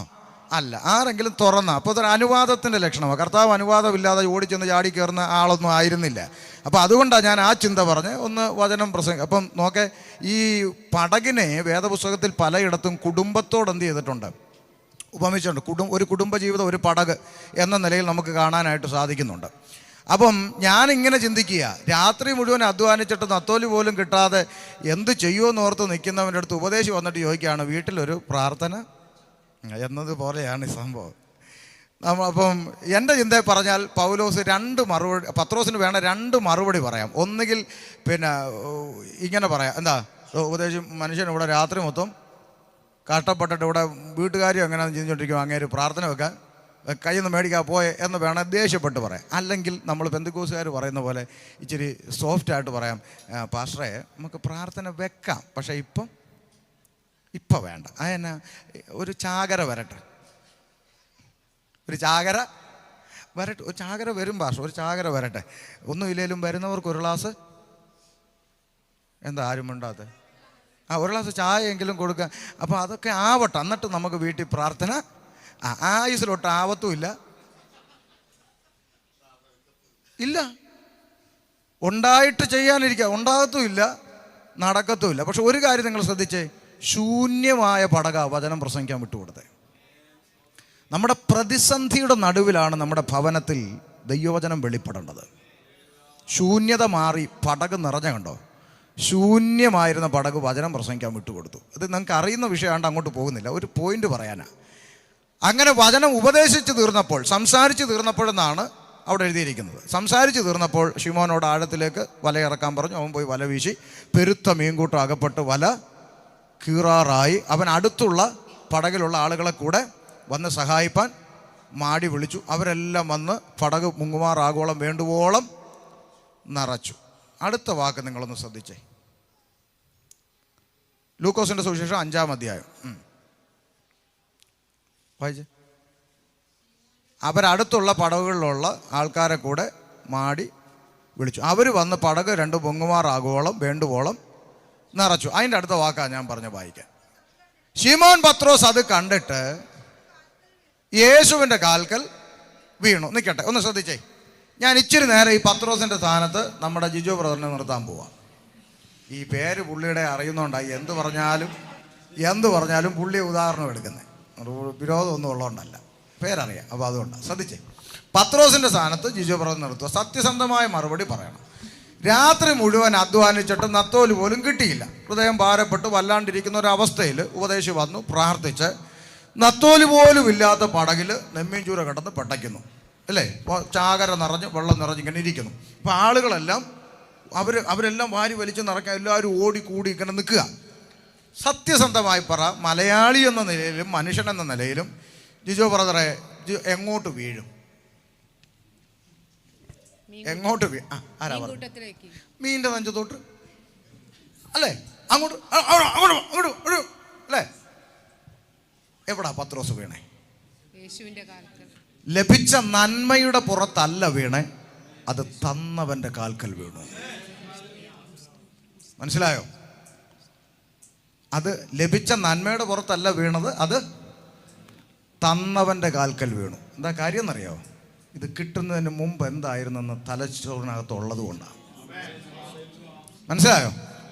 ഇന്ന് ഒരു നത്തോല് പോലുമില്ലാത്ത അവസ്ഥയിൽ ദൈവകൃപയിൽ ഇറങ്ങി ഈ മഹാരാജ്യത്ത് വന്ന് തെക്കോട്ട് പോകണോ വടക്കോട്ട് പോകണോ എന്ന് അറിയാതെ, ഒരു സൈക്കിൾ കിട്ടുമോ, ഒരു 2 വീലർ കിട്ടുമോ, ഒരു കാർ കിട്ടുമോ എന്ന് അറിയാതെ പ്രാർത്ഥിച്ചു തുടങ്ങിയ ഇടത്ത് നിന്ന് ഇന്ന് ദൈവം സകല നന്മകളും തന്ന് മാനിച്ചപ്പോൾ അത് തന്ന കർത്താവിനെ മറന്നിട്ട് ലഭിച്ച നന്മയുടെ പുറത്ത് കിടന്ന് പുളയ്ക്കുന്ന അനുഭവത്തിലാണ് ദൈവമക്കൾ എന്ന് പറയുന്നവർ ഇന്ന് പൊയ്ക്കൊണ്ടിരിക്കുന്നത്.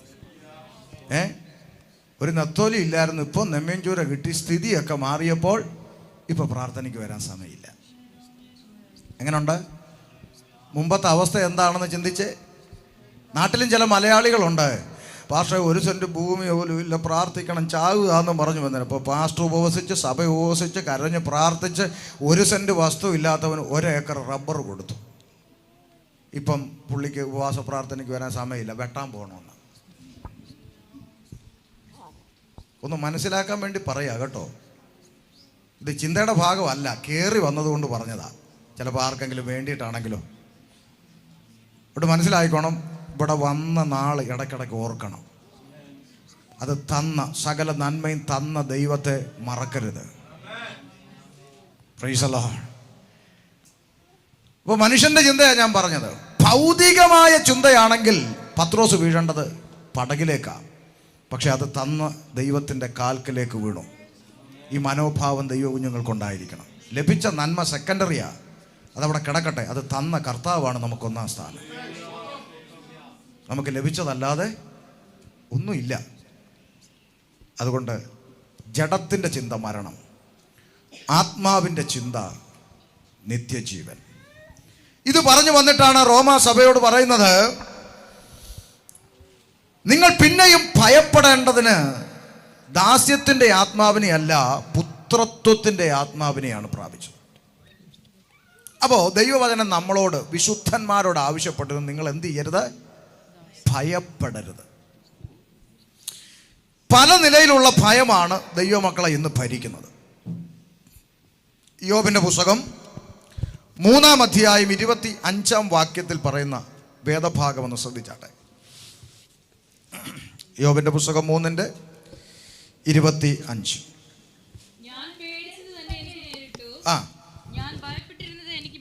കണ്ടോ? ഞാൻ പേടിച്ചത് തന്നെ എനിക്ക് നേരിട്ടു, ഞാൻ ഭയപ്പെട്ടത് തന്നെ എനിക്ക് ഭവിച്ചു. അതുകൊണ്ട് ഭയപ്പെടരുത് ദൈവമക്കളെ. നമ്മൾ ചുമ്മാ ഒരു കാര്യത്തെക്കുറിച്ച് അനാവശ്യമായി ചിന്തിച്ച് വിചാരപ്പെട്ട് പേടിച്ചിരുന്നാൽ ഒടുവിൽ അത് തന്നെ സംഭവിക്കും. അതൊരു ഉപദേശമായിട്ടോ അതിനിപ്പോൾ അങ്ങനെ തന്നെ സംഭവിക്കുമെന്നുള്ള ഉപദേശമായിട്ടൊന്നും അല്ല പറയുന്നത്. പഴയ നിയമത്തിൽ ഒരു ഭക്തൻ തനിക്ക് നേരിട്ടത് ഒന്ന് എഴുതി വെച്ചത് വായിപ്പിച്ചെന്നേ ഉള്ളൂ. അത്രയും കണ്ടാൽ മതി. അല്ല ഇപ്പോൾ പേടിച്ചത് കൊണ്ട് ഇനി അങ്ങനെ തന്നെ വരുമെന്ന് ബൈബിളിലൊരു ഉപദേശം ഒന്നും അങ്ങനെയൊന്നുമില്ല. ഭക്തൻ തൻ്റെ അനുഭവം കുറിച്ച് വെച്ചത് ഒന്ന് റിമൈൻഡ് ചെയ്തു എന്നുള്ളതേ ഉള്ളൂ.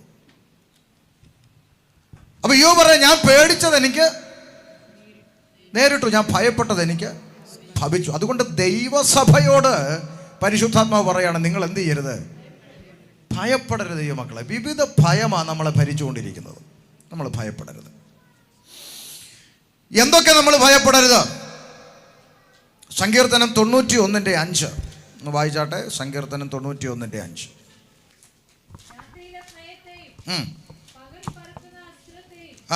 ഇരുട്ടിൽ സഞ്ചരിക്കുന്ന മഹാമാരിയെയും ഉച്ചയ്ക്ക് നശിപ്പിക്കുന്ന സംഹാരത്തെയും നിനക്ക് പേടിപ്പാനില്ല. കണ്ടോ?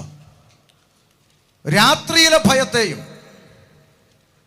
പിന്നെ പകൽ പറക്കുന്ന അസ്ത്രത്തെയും ഇരുട്ടിൽ സഞ്ചരിക്കുന്ന മഹാമാരിയെ ഉച്ചയ്ക്ക് നശിപ്പിക്കുന്ന സംഹാരത്തെ നിനക്ക് പേടിപ്പാനില്ല. ജീവിതത്തിൽ കടന്നു വരുന്ന രാത്രിയുടെ അനുഭവങ്ങൾ, ഇരുട്ടിന്റെ അനുഭവങ്ങൾ ഒരു ദൈവവൈതലിനെ സംബന്ധിച്ച് ഭയപ്പെടാനില്ല. എന്തുകൊണ്ട്? ഭക്തൻ പറയും, കൂരിരുൾ താഴ്വരയിൽ കൂടി നടന്നാലും ഞാനൊരു അനർത്ഥവും ഭയപ്പെടുന്നില്ല. കാരണം പറഞ്ഞു, നീ എൻ്റെ കൂടെ. രക്ഷിക്കപ്പെട്ടൊരു ദൈവവൈതലിൻ്റെ ഏക പ്രത്യാശ എന്ന് പറയുന്നത്, എൻ്റെ കൂടെ ദൈവമുണ്ട്. എൻ്റെ കൂടെ. പൗലോസ് പറയാണ്, ദുരുപദേശങ്ങൾക്കെതിരെ ആഞ്ഞടിച്ചു. സഭയിൽ കടന്നു വന്ന വിപരീത ഉപദേശങ്ങൾക്കെതിരെ ശക്തമായി പോര് പൗലോസ് നടത്തി. ഉറ്റുനോക്കാൻ നുഴഞ്ഞു വന്ന കള്ള സഹോദരന്മാർക്ക് ഒരു നാഴിക പോലും വഴങ്ങിക്കൊടുക്കാതെ ഒറ്റയാൾ പോരാട്ടം നടത്തിയ പൗലോസ് ഒടുവിൽ എഴുതി വെച്ചത്, എൻ്റെ ഒന്നാം പ്രതിവാദത്തിൽ ആരും എനിക്ക് തുണ നിന്നില്ല. പക്ഷെ അവിടെ കൊണ്ട് നിരാശപ്പെട്ടില്ല. തൊട്ടടുത്ത വാക്കെന്താ പറഞ്ഞേ? എങ്കിലും കർത്താവ് എനിക്ക് തുണ. ഒരു ദൈവവേദന്റെ പ്രത്യാശ ഈ ഭൂമിയിൽ ഇടത്തും വലത്തും ആരും നിന്നില്ലേലും ഒറ്റയ്ക്ക് നിൽക്കേണ്ടി വന്നാലും ഇന്ന് വിശുദ്ധ പകലിൽ ഇങ്ങനെ പറയാം, ഒറ്റയ്ക്ക് നിൽക്കേണ്ടി വന്നാലും പ്രമാണത്തിന് വേണ്ടിയാണ് നിൽക്കുന്നതെങ്കിൽ ഈ ലോകത്തിൽ ആര് കൂടെ ഇല്ലെങ്കിലും ഇന്ന് രാത്രി ഒരു പ്രോമിസ് തരാം. നാളെ ISI മാർക്കിട്ട് ഉറപ്പിച്ചു പറയാം, ദൈവം നിന്റെ കൂടെ ഉണ്ടാകും. ദൈവവചനത്തിന് വേണ്ടി നിൽക്കുന്നതിന്റെ പേരിലാണ് ഒരു പ്രതിസന്ധി അനുഭവിക്കുന്നെങ്കിൽ, ഒരു കഷ്ടം അനുഭവിക്കുന്നെങ്കിൽ, ഒരു പ്രതികൂലം അനുഭവിക്കുന്നെങ്കിൽ, ആരൊക്കെ ഈ ഭൂമിയിൽ കൈവിട്ടാലും, സ്വന്തം ഭാര്യ യോബിന്റെ നേരെ നോക്കി പറഞ്ഞു, എന്തിനാടോ ഇങ്ങനെ ഭക്തനായിരിക്കുന്ന, പോയി ചത്ത് കളയാൻ പറഞ്ഞപ്പോഴും നീ ഒരു പൊട്ടിയെ പോലെ സംസാരിക്കുന്നു. ദൈവം നന്മ തന്നപ്പോൾ നമ്മൾ ഭയങ്കരമായിട്ട് സന്തോഷിച്ച് അടിച്ചു പൊളിച്ച് ജീവിച്ചു. ഒരു കഷ്ടം വരുമ്പോൾ ദൈവത്തെ നോക്കി പെറുപെറുക്കരുത്, അതും സ്വീകരിക്കരുതോ എന്ന് പറഞ്ഞ ഭക്തന്റെ മനസ്സ് പ്രയാസത്തിലും താഴ്ചയിലും ഉയർച്ചയിലും ദൈവവചനത്തിന് വേണ്ടിയാണ് നിൽക്കുന്നതെന്ന ബോധ്യമുണ്ടെങ്കിൽ ഒറ്റയ്ക്ക് നിന്നോ ദൈവം കൂടെ ഉണ്ടാവും.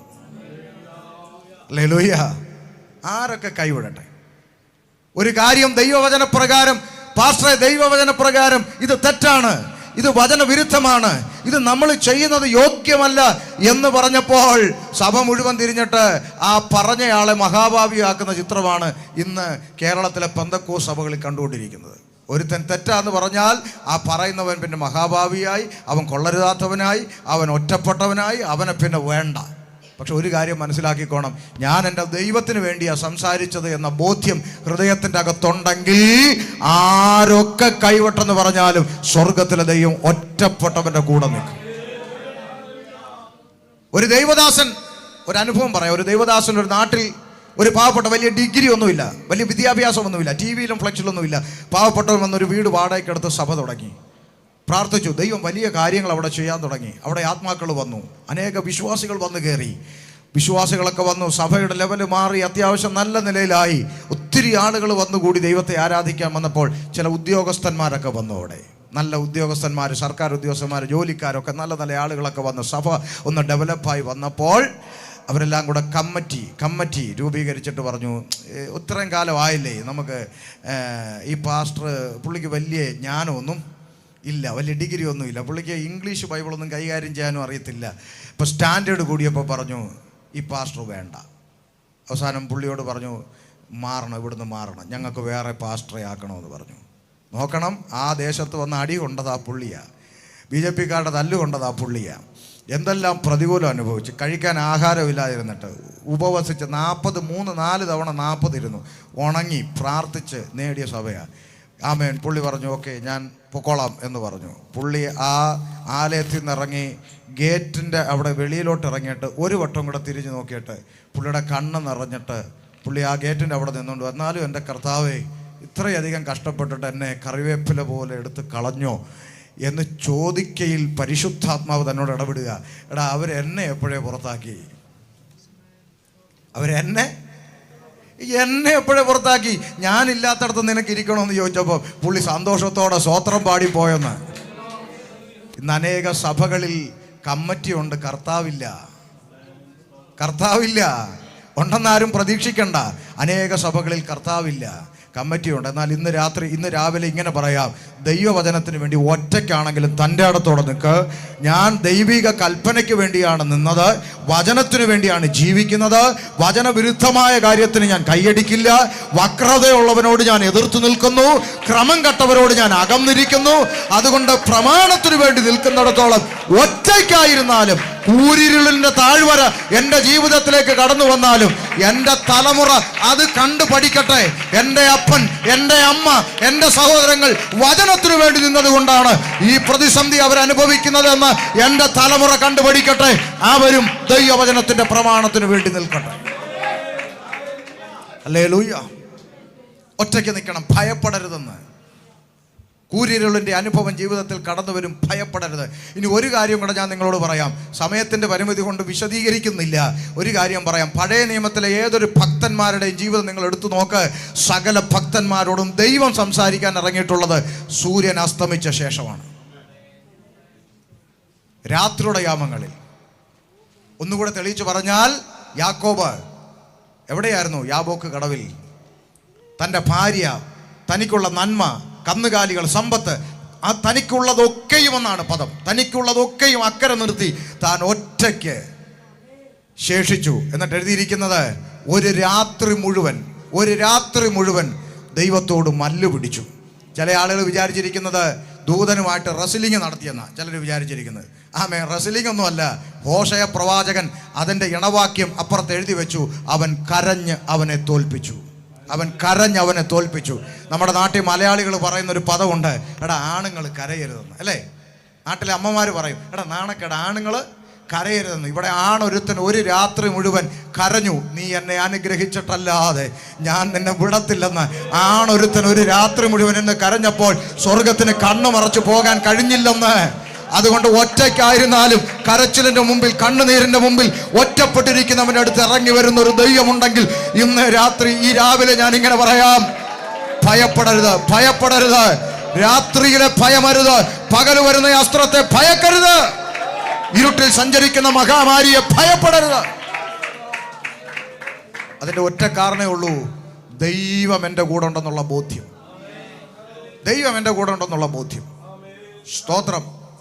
പല ആളുകൾ കഴിഞ്ഞ കാലങ്ങളായി പറഞ്ഞിട്ടുണ്ട് മണ്ടനാണെന്ന്. എന്നോട് പറഞ്ഞു, നിങ്ങൾ മണ്ടനാണ്, നിങ്ങൾക്ക് ചന്ത എറിഞ്ഞ് വ്യാപാരം ചെയ്യാൻ അറിയത്തില്ലെന്ന് പറഞ്ഞു. പാസ്റ്റർമാർ എൻ്റെ മുഖത്ത് നോക്കി പറഞ്ഞു, നിങ്ങൾക്ക് ചന്ത എറിഞ്ഞ് വ്യാപാരം ചെയ്യാൻ അറിയത്തില്ല. അതെന്താന്ന് ചോദിച്ചു പറഞ്ഞു, നമ്മൾ ഈ CSIയിലും മർത്തോമയിലൊക്കെ കൺവെൻഷന് വിളിച്ചാൽ നമ്മളവിടെ സ്നാനം മിണ്ടരുത്. മനസ്സിലായോ? അവർ പിന്നെയും വിളിക്കും.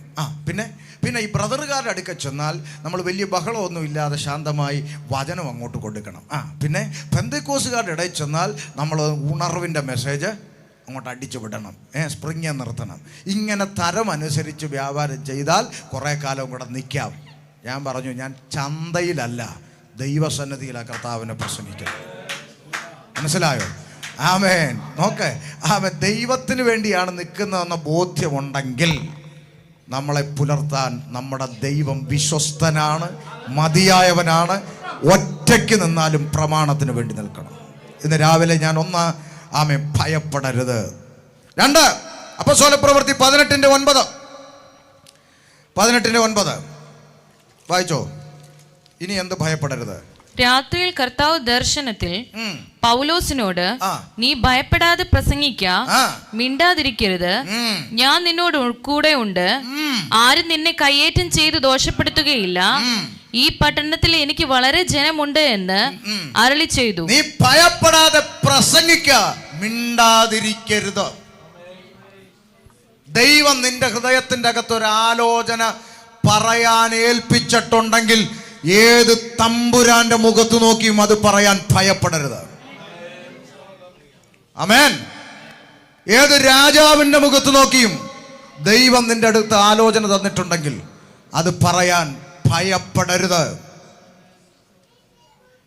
നീ മിണ്ടാതിരിക്കരുത്. കാരണം എന്താ? ലൂക്കോസ് 12:4. ലൂക്കോസ് 12:4.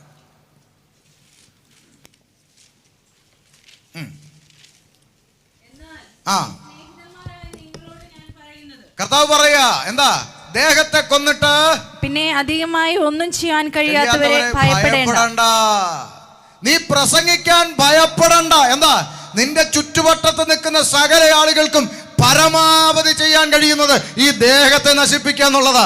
അതിന്റെ അപ്പുറത്ത് നിന്നെ ഒരു ചുക്കും ചെയ്യാൻ കഴിയത്തില്ല. അതുകൊണ്ട് നീ ഭയപ്പെടരുത്. പഴയ നിയമത്തിൽ യെഹെസ്കേൽ പ്രവാചകനെ അയക്കുമ്പോൾ ദൈവത്തിൻ്റെ ആത്മാവ് പറഞ്ഞേൽപ്പിക്കുന്നത്, എൻ്റെ ശുശ്രൂഷ ജീവിതത്തിൽ എന്നെ ഏറ്റവും കൂടുതൽ ധൈര്യപ്പെടുത്തിയ ഒരു വാക്യമാണ്. 2-ാം അധ്യായം 1 മുതൽ എന്ന് വായിച്ചു നോക്കിയ യെഹെസ്കേൽ 2:1 മുതൽ. അവൻ എന്നോട്, മനുഷ്യപുത്ര നിവർന്നു നിൽക്ക, ഞാൻ നിന്നോട് സംസാരിക്കുമെന്ന് കൽപ്പിച്ചു.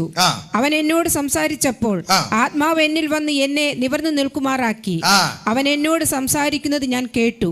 അവൻ എന്നോട് അരുളി ചെയ്തത്, കേട്ടോ മനുഷ്യപുത്ര, എന്നോട് മത്സരിച്ചിരിക്കുന്ന മത്സരികളായ ഇസ്രായേൽ മക്കളുടെ അടുക്കൽ ഞാൻ നിന്നെ അയക്കുന്നു. അവരും അവരുടെ പിതാക്കന്മാരും ഇന്ന് വരെ എന്നോട് അതിക്രമം ചെയ്തിരിക്കുന്നു. അടുത്തത്, മക്കളോ ധാർഷ്ട്യവും ദുശാഠ്യമുള്ളവരത്രേ, അവരുടെ അടുക്കലാണ് ഞാൻ നിന്നെ അയക്കുന്നത്. യഹോവയായ കർത്താവ് ഇപ്രകാരം അരുളി ചെയ്യുന്നെന്ന് നീ അവരോട് പറയണം.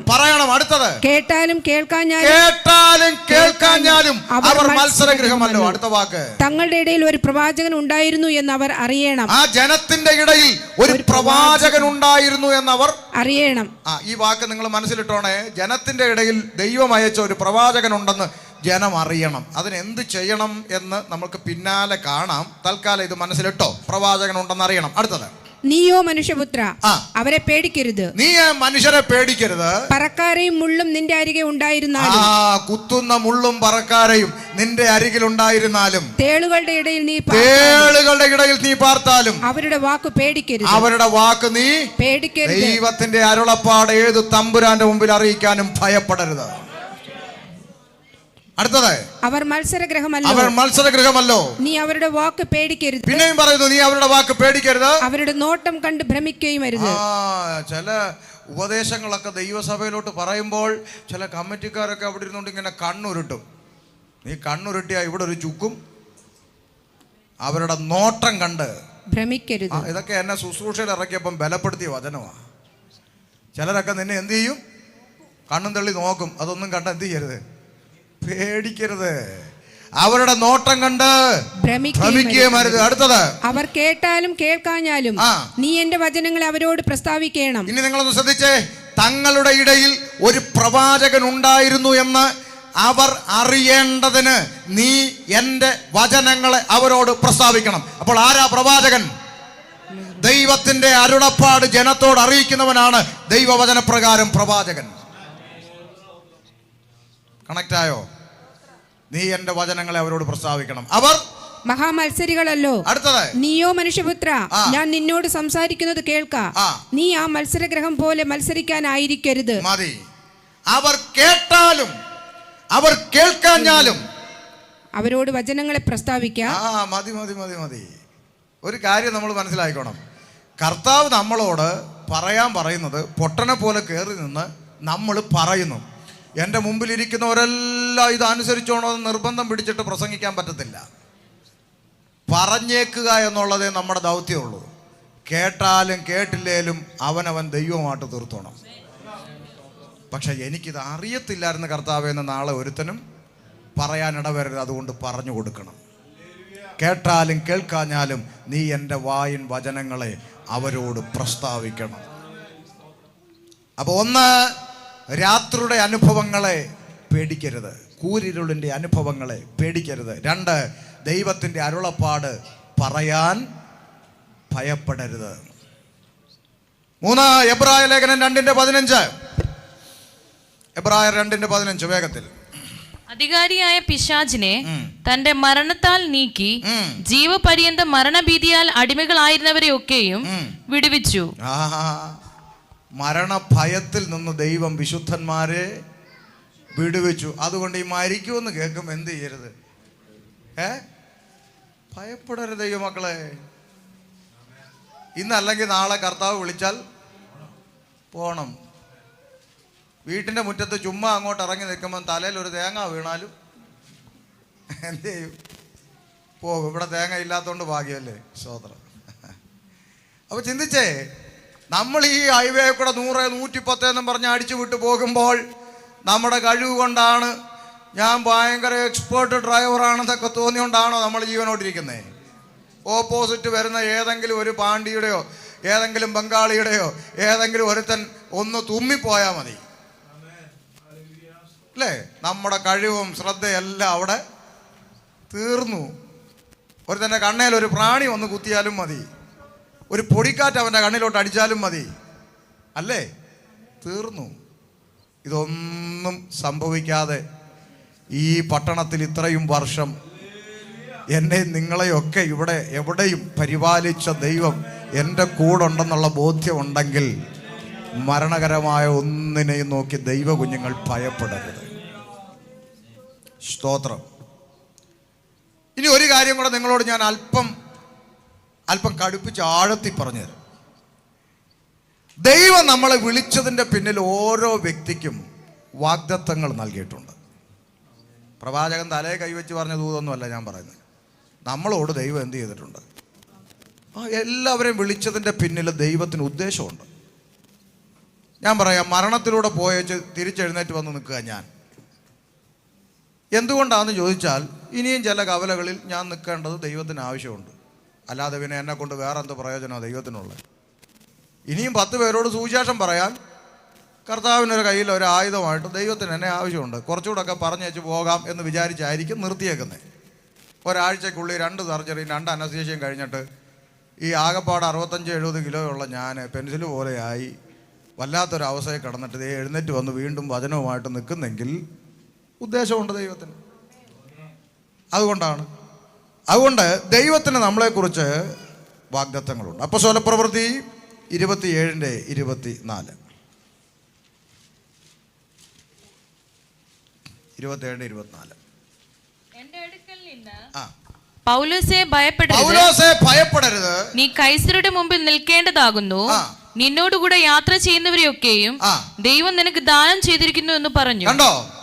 പൗലോസേ ഭയപ്പെടരുത്. ദൂതൻ പൗലോസിനോട് വന്നിട്ട് പറഞ്ഞു, ഈ കപ്പൽ ഛേദത്തിലെ പ്രതിസന്ധികളൊന്നും കണ്ട് നീ എന്ത് ചെയ്യരുത്?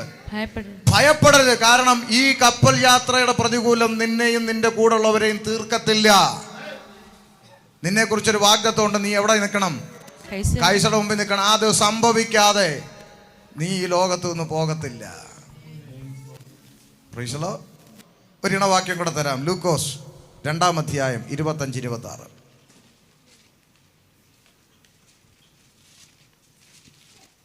യെരുശലേമിൽ ശിമോൻ എന്നു പേരുള്ള ഒരു മനുഷ്യൻ ഉണ്ടായിരുന്നു. ഈ മനുഷ്യൻ നീതിമാനും ഇസ്രായേലിന്റെ ആശ്വാസത്തിനായി കാത്തിരിക്കുന്നവനുമായിരുന്നു. അടുത്തത് പരിശുദ്ധാത്മാവ് അവന്റെ മേൽ ഉണ്ടായിരുന്നു. അടുത്തത് കർത്താവിന്റെ ക്രിസ്തുവിനെ കാണും മുമ്പേ മരണം കാണുകയില്ല എന്ന് പരിശുദ്ധാത്മാവിനാൽ അവന് അരുളപ്പാട് ഉണ്ടായിരുന്നു. ചത്തോന്ന് എന്നെ പ്രായമായില്ലയോ? പ്രായമായി. പിന്നെ എന്നാ ചാകാത്ത? പറ, എന്നാ ചാകാത്ത? എന്നാ പ്രായമാകത്തോണ്ടാണോ ചാവാത്ത പുള്ളി? അല്ല പിന്നെന്താ? കർത്താവിന്റെ ക്രിസ്തുവിനെ കാണും മുമ്പേ മരിക്കത്തില്ലെന്ന് വാഗ്ദത്തം ഉണ്ടായിരുന്നു. ഇന്ന് രാവിലെ ഞാൻ ഇങ്ങനെ പറയാം, ദൈവം നിന്നോട് ഒരു വാഗ്ദത്തം പറഞ്ഞിട്ടുണ്ടെങ്കിൽ ദൈവം നിന്നോട് വിളിച്ചതിൻ്റെ ഉദ്ദേശം വെളിപ്പെടുത്തിയിട്ടുണ്ടെങ്കിൽ, നിന്നെ കൊണ്ട് ദൈവത്തിന് ഒരു കാര്യം ചെയ്യിക്കാനുണ്ടെങ്കിൽ, ഞാൻ എൻ്റെ നാട്ടുഭാഷയിൽ ഇങ്ങനെ പറയാം, ദൈവം നിന്നോട് പറഞ്ഞ വാഗ്ദത്തങ്ങൾ നിവർത്തിയാകാതെ നിന്റെ തലയിൽ കൂടെ ലോറി കയറിയാലും നീ ചാകത്തില്ലെന്ന ദൈവവചനത്തിൻ്റെ ഉറപ്പിൽ നിന്നുകൊണ്ട് ഇന്ന് രാവിലെ വിളിച്ചു പറയാനിടയാണ്. സ്തോത്രം. ഉറപ്പിച്ചോണം. എന്തെല്ലാം പ്രതിസന്ധികൾ വരട്ടെ, എന്നോട് ദൈവം ഇടപെട്ട വാഗ്ദത്തം, എന്നെ വിളിച്ചതിൻ്റെ പിന്നിലുള്ള ദൈവിക ഉദ്ദേശം അത് നിവർത്തിക്കാതെ എൻ്റെ തലയിൽ കൂടെ പാണ്ടിലോറ് കയറിയാലും ഞാൻ ചാകത്തിലിട എന്നുള്ള ധൈര്യം നമ്മുടെ ഹൃദയത്തിനകത്ത് ഭരിക്കണം. പറഞ്ഞതുപോലെ കർത്താവിൻ്റെ ക്രിസ്തുവിനെ യേശു ക്രിസ്തുവിനെ കയ്യിലെടുത്തേച്ച് ആര് മരിച്ചേ? ശിമോൻ മരിച്ചേ.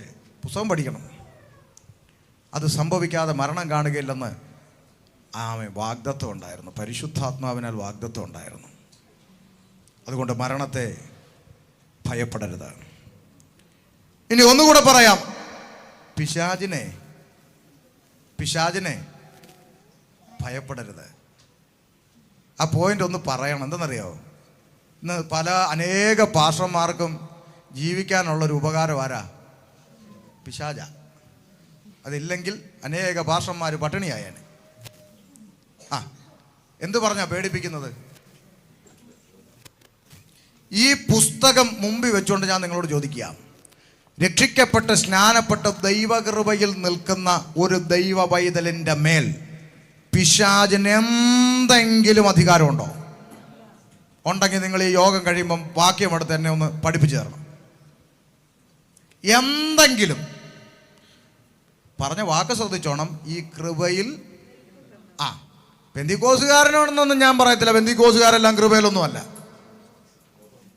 രക്ഷിക്കപ്പെട്ട് സ്നാനപ്പെട്ട് ദൈവകൃപയിൽ നിലനിൽക്കുന്നവന് പിശാചുമായിട്ട് എന്ത് ബന്ധം? അവൻ്റെ അടിമത്വത്തിൽ നിന്ന് വിടുവിച്ച് കർത്താവിൻ്റെ ഉള്ളം കരത്തിൽ വച്ചിരിക്കുന്നു. മഹത്വത്തിൻ്റെ പ്രത്യാശയായ ക്രിസ്തു എന്നിലും നിന്നിലും വസിക്കുന്നു. അവിടെ പിശാചിന് എന്താ റോള്? അതാ ഞാൻ കഴിഞ്ഞ ദിവസങ്ങളിൽ പറഞ്ഞ്, ആരാധിക്കണമെന്നൊക്കെ ഉണ്ട് പാസ്റ്ററെ, പിശാച് സമ്മതിക്കുന്നില്ലെന്നും. പിശാച് സമ്മതിച്ചിട്ട് വേണോ നീ ആരാധിക്കാൻ? ആരാധിക്കാൻ പിശാചിൻ്റെ സമ്മതം വേണോ വേണ്ടയോ? പറ. ദൈവത്തെ ആരാധിക്കാൻ പിശാചിൻ്റെ സമ്മതം വേണോ? ഇപ്പോഴും രക്ഷിക്കപ്പെട്ട് സ്നാനപ്പെട്ടിട്ടും പിശാചിനെ വിടാൻ പറ്റുന്നില്ല നമ്മുടെ ആളുകൾക്ക്. എന്താണെന്ന് എനിക്കറിയത്തില്ല. ഞാൻ നിവർന്നു നിന്നുകൊണ്ട് പറയാം, പിശാചിന് എൻ്റെ മേൽ ഒരു അധികാരവും പോടാ. എനിക്ക് കാര്യമുള്ളത് ദൈവമായിട്ടാണ്. ഇനിയിപ്പോൾ ഞാൻ എൻ്റെ ജീവിതത്തിൽ എനിക്കൊരു കുറ്റം സംഭവിച്ചാൽ എന്നെ എടുത്ത് നേരെ പിശാചിന് ഇട്ട് കൊടുക്കുകയാണോ ദൈവം ചെയ്യുന്നത്? അല്ല. ദൈവം പറയുന്നത് ദൈവം എന്നെ ബാലശിക്ഷ കഴിക്കും. പിശാചിന് അനുവദിച്ചു കൊടുക്കുന്ന ഘട്ടം എപ്പോഴാന്നും കൂടെ പഠിക്കണം. മക്കളായി നിൽക്കുന്നിടത്തോളം ബാലശിക്ഷയിലൂടെ പോകുന്നത്. മക്കളായി നിൽക്കുന്നിടത്തോളം ഞാൻ ഇവിടെ കയറി വരുമ്പോൾ കാണുന്ന കാഴ്ച ഉദാഹരണമാണ്. പാസ്റ്റർ മോളെ വടിയെടുത്ത് ചൂരലെടുത്ത് അടിക്കുക. എന്നാ പാസ്റ്റർ കൊച്ചിനെ അടിക്കുന്നതെന്ന് ചോദിച്ചു. അവൾ കുരുത്തക്കേട് കണ്ടില്ലേ? അവൾ 1000 രൂപ വിലയുള്ള ഗ്ലാസ് ടേബിളിൻ്റെ ഗ്ലാസ് നിലത്തിട്ട് പൊട്ടിച്ച് പാസ്റ്ററെ അടിക്കാതിരിക്കാൻ പറ്റുമെന്നും പറഞ്ഞ് അടിക്കുക. അപ്പം ഞാൻ ഉടനെ പറഞ്ഞു, എനിക്ക് ദാഹിക്കുന്നു, കുറച്ച് വെള്ളം എടുത്തോളൂ. ഉടനെ പാസ്റ്റർ വടി അവിടെ ഇട്ടേച്ച് നിന്നെ കാണിച്ചു തരാടിയെന്ന് പറഞ്ഞ് നേരെ അടുക്കളയിലോട്ട് കുപ്പി വെള്ളം എടുക്കാൻ പോയി. എന്തായാലും പുള്ളി അടിച്ചുകൊണ്ടിരുന്നതാണല്ലോ. അതുകൊണ്ട് ഞാൻ ആ ചൂരൽ അങ്ങോട്ട് എടുത്ത് അതിൻ്റെ ബാക്കി അങ്ങോട്ട് അടിക്കാൻ തുടങ്ങി. എടി പൊട്ടിക്കോടി ഞാൻ അടിക്കുക. ഇത് കണ്ടോണ്ട് കുപ്പിയും വെള്ളമായിട്ട് ഇറങ്ങി വരുന്ന അപ്പൻ, കൊച്ചിൻ്റെ അപ്പൻ, കുടുക്ക് ഭാഷ അവളെ മണ്ടക്കിട്ടെന്ന് പറയോ അതോ കുപ്പി എടുത്ത് എൻ്റെ മണ്ടക്കിട്ട് അടിക്കോ? പറ നിങ്ങൾ പറ. ഇനി പാസ്റ്റർ ആയതുകൊണ്ട് ചിലപ്പോൾ എന്നെ അടിച്ചില്ലെന്ന് വെച്ചോ. എന്നാലും ഞാൻ ഉദാഹരണത്തിന് പറയും. എന്നാലും എന്താ പറയുക അപ്പൻ? എടാ, എൻ്റെ കൊച്ചു തെറ്റ് ചെയ്തെങ്കിൽ അവളെ ശിക്ഷിക്കാൻ അപ്പനായ ഞാനുണ്ട്, ഞാൻ അടിച്ചെന്നിരിക്കും എന്ന് കരുതി വഴിയെ പോകുന്നവർക്കെല്ലാം കയറി അടിക്കാൻ ഇത് പൊതുവക അല്ലേ? രക്ഷിക്കപ്പെട്ട ദൈവ കുഞ്ഞുങ്ങളുടെ ജീവിതത്തിൽ ഒരു കുറ്റം സംഭവിച്ചാൽ നമുക്കൊരു പിതാവുണ്ട്. ആ ദൈവം നമ്മെ ബാലശിക്ഷ കഴിക്കും, നമ്മെ നേരായ പാതയിലേക്ക് കൊണ്ടുവരും. കണ്ടവനും പോകുന്നവനും കയറി അടിക്കാൻ ഇത് പൊതുവകയല്ല, രക്തം വില കൊടുത്ത് വാങ്ങിച്ചതാണ്. ഈ ബോധ്യം നമുക്കില്ല. നമ്മൾ എന്ത് പറഞ്ഞാലും പിശാചിൻ്റെ പണ്ടൊരുത്തൻ കിണറ്റിൻകര കിടന്ന് ഉറങ്ങിയപ്പം കഥയാ, കിണറ്റിൻ്റെ വരമ്പേ കയറി കിടന്ന് ഉറങ്ങിയെന്ന്. പിശാച് വന്ന് ഇവന് ഒറ്റ അടി കൊടുത്തിട്ട് എഴുന്നേറ്റ് വീട്ടിൽ പോയി കിടന്ന് ഉറങ്ങടാന്ന്. എന്താ ഇനി നീ ഉറങ്ങി തലയും കുത്തി കിണറ്റി വീണേച്ച് ഞാൻ തെള്ളി കിട്ടെന്ന് പറയാനല്ലേ? കഥയാണെങ്കിലും അതിനകത്തൊരു ഒരു പോയിന്റ് ഉണ്ട്. എന്ത് സംഭവിച്ചാലും നമ്മൾ ആരെ തലയെ കൊണ്ടങ്ങ് വെക്കും? കർത്താവ്, എനിക്ക് പറ്റിപ്പോയപ്പാ, എൻ്റെ ജീവിതത്തിൽ ഒരു പാളിച്ച പറ്റിപ്പോയപ്പാ, എനിക്ക് തെറ്റ് പറ്റിപ്പോയപ്പാ, ഞാൻ ദൈവസന്നിധി ഞാൻ മടങ്ങി വരിക അപ്പാ എന്ന് പറയാൻ നമുക്ക് മനസ്സില്ല. നമ്മൾ ആരെ തലയെ വെക്കും? പോരാട്ടം, ബന്ധനം. ഇതില്ലെങ്കിൽ ഒരു സുഖമില്ലെന്നാ. രാത്രിയുടെ മണ്ഡലങ്ങളിൽ ഉറക്കം തരത്തിൽ നിന്ന് വാദിച്ചുകൊണ്ട് ഉറങ്ങാതെ ചെവിക്ക് ചുറ്റും മൂളിപ്പറന്ന് രക്തം കുടിക്കുമെന്ന് വെല്ലുവിളിക്കുന്ന രക്തദാഹിയായ ഈഡിസ് കൊതുകുകളുടെ വ്യാപാരം. കരങ്ങളെ ചേർത്തടിച്ചാൽ കരങ്ങളുടെ ഇടയപ്പെട്ട് കൊതുകുകൾ അമരുന്നു എന്ന് പറഞ്ഞാൽ നമ്മൾ ആത്മാവിലാകുന്ന ലെവലായി ഇപ്പം കാണും. ഇത് പറയാനൊരു ശൈലി വേണമെന്നുള്ളൂ. രാത്രിയുടെ മണ്ഡലങ്ങളിൽ ഉറക്കം തരത്തിൽ നിന്ന് വാദിച്ചു. അല്ല, പണ്ടത്തെ ലോട്ടറി കച്ചവടക്കാരനെ, തൈല കച്ചവടക്കാരനെപ്പോൾ എൻ്റെ ദൈവമക്കളെ ഒന്നും മനസ്സിലാക്കുക, നമുക്ക് കാര്യമുള്ളത് നമ്മുടെ ദൈവമായിട്ടാണ്. നമ്മുടെ ജീവിതത്തിൽ പിശാചിനങ്ങ് ഒരു റോളും ഇല്ലെന്ന് പോയി പണി നോക്കാൻ പറയുന്നേ. നമ്മുടെ ജീവിതത്തിൽ പിശാചിന് ഒരു റോളും ഇല്ലെന്ന്, അവൻ്റെ കയ്യിൽ നിന്ന് വിലക്ക് മേടിച്ചെന്ന്, മക്കളും അവകാശികളുമാക്കി തീർത്തെന്ന്. ഇത്ര വലിയ അപ്പൻ നമ്മുടെ അപ്പൻ, ആ അപ്പൻ്റെ കണ്ണ് ചിമ്മുന്നില്ല, മയങ്ങുന്നില്ല, ഉറങ്ങുന്നില്ല. അവൻ നമുക്ക് പരിപാലകനായിട്ടിരിക്കുമ്പോൾ ആ കണ്ണു വെട്ടിച്ചിട്ട് ഏത് പിശാച് നമ്മളെ എന്ത് ചെയ്യുമെന്നാണ് ഈ പറയുന്നത്? പിശാചിനെ ഭയപ്പെടരുത്.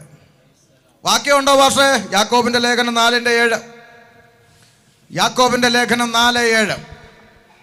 ആകയാൽ നിങ്ങൾ ദൈവത്തിന് കീഴടങ്ങുവീൻ, പിശാചിനോട് എതിർത്ത് നിൽപ്പീൻ, എന്നാൽ അവൻ നിങ്ങളെ വിട്ട് ഓടി. കണ്ടോ നോക്ക്, പിശാച് ദൈവമക്കളെ സംബന്ധിച്ചിടത്തോളം ദൈവമക്കൾ കൃപയിലേക്ക് കയറി കഴിഞ്ഞാൽ പിന്നെ ഇവൻ നമ്മുടെ പിറകെ നടക്കുക. നമ്മുടെ ജീവിതത്തിൽ റോളൊന്നുമില്ല. അലറുന്ന സിംഹം പോലെ ആരെ വിഴുങ്ങേണ്ടെന്ന് വെച്ച് ഇവൻ എന്ത് ചെയ്യുക? ചുറ്റി നടക്കുക പിറകെ. എന്തിനാ? ഈ കൃപയ്ക്കകത്ത് നിന്ന് നീ പുറത്ത് ചാടിയാൽ നിന്നെ വിഴുങ്ങും. അതിനാ നടക്കുന്നത്. അതുകൊണ്ടാണ് ഞാൻ ആദ്യം പറഞ്ഞേ, ഈ കൃപയിൽ നിലനിൽക്കുകയാണെന്ന ബോധ്യം ഉണ്ടെങ്കിൽ പിശാചിന് നിന്നെയോ നിന്റെ തലമുറയോ നിന്റെ കുടുംബത്തിന്റെ മേലോ ഒരു ബന്ധവുമില്ല. Praise the Lord. ഇവിടെ പറയുന്നത് ദൈവത്തിന് എന്ത് ചെയ്യണം? കീഴടങ്ങണം. പിശാചിനോട് എന്ത് ചെയ്യണം? എതിർത്ത് നിൽപ്പേ. എന്റെ പൊന്നെ, നമ്മൾ നേരെ തല തിരിഞ്ഞാ കിടക്കുന്നത്. എന്തുവാ? ദൈവം എന്ന് പറഞ്ഞാൽ ഒരു ഭയവും ഇല്ല. പിശാചെന്ന് കേട്ടാലേ പേടി. ഒന്ന് തിരിഞ്ഞു വാ. ദൈവത്തെ ഭയപ്പെട്, പിശാചിനോട് എതിർത്ത് നിൽക്ക്. ദൈവത്തിന് കീഴടങ്ങ്, പിശാചിനോട്. എന്നാൽ അവൻ നിങ്ങളെ വിട്ട് ഓടിപ്പോകുമെന്ന്. അപ്പൊ ദൈവ കുഞ്ഞുങ്ങൾക്ക് പിശാചിനെ ഭയപ്പെടേണ്ട യാതൊരു ആവശ്യവും ഇല്ല. എഫെസ്യ ലേഖനം 4-ാം 26-27 വാക്യങ്ങൾ എന്താ പറയുന്നത്? വായിച്ചേ. കോപിച്ചാൽ പാപം ചെയ്യാതിരിപ്പീൻ, സൂര്യൻ അസ്തമിക്കുവോളം നിങ്ങൾ കോപം വെച്ചുകൊണ്ടിരിക്കരുത്, പിശാചിന് ഇടം കൊടുക്കരുത്.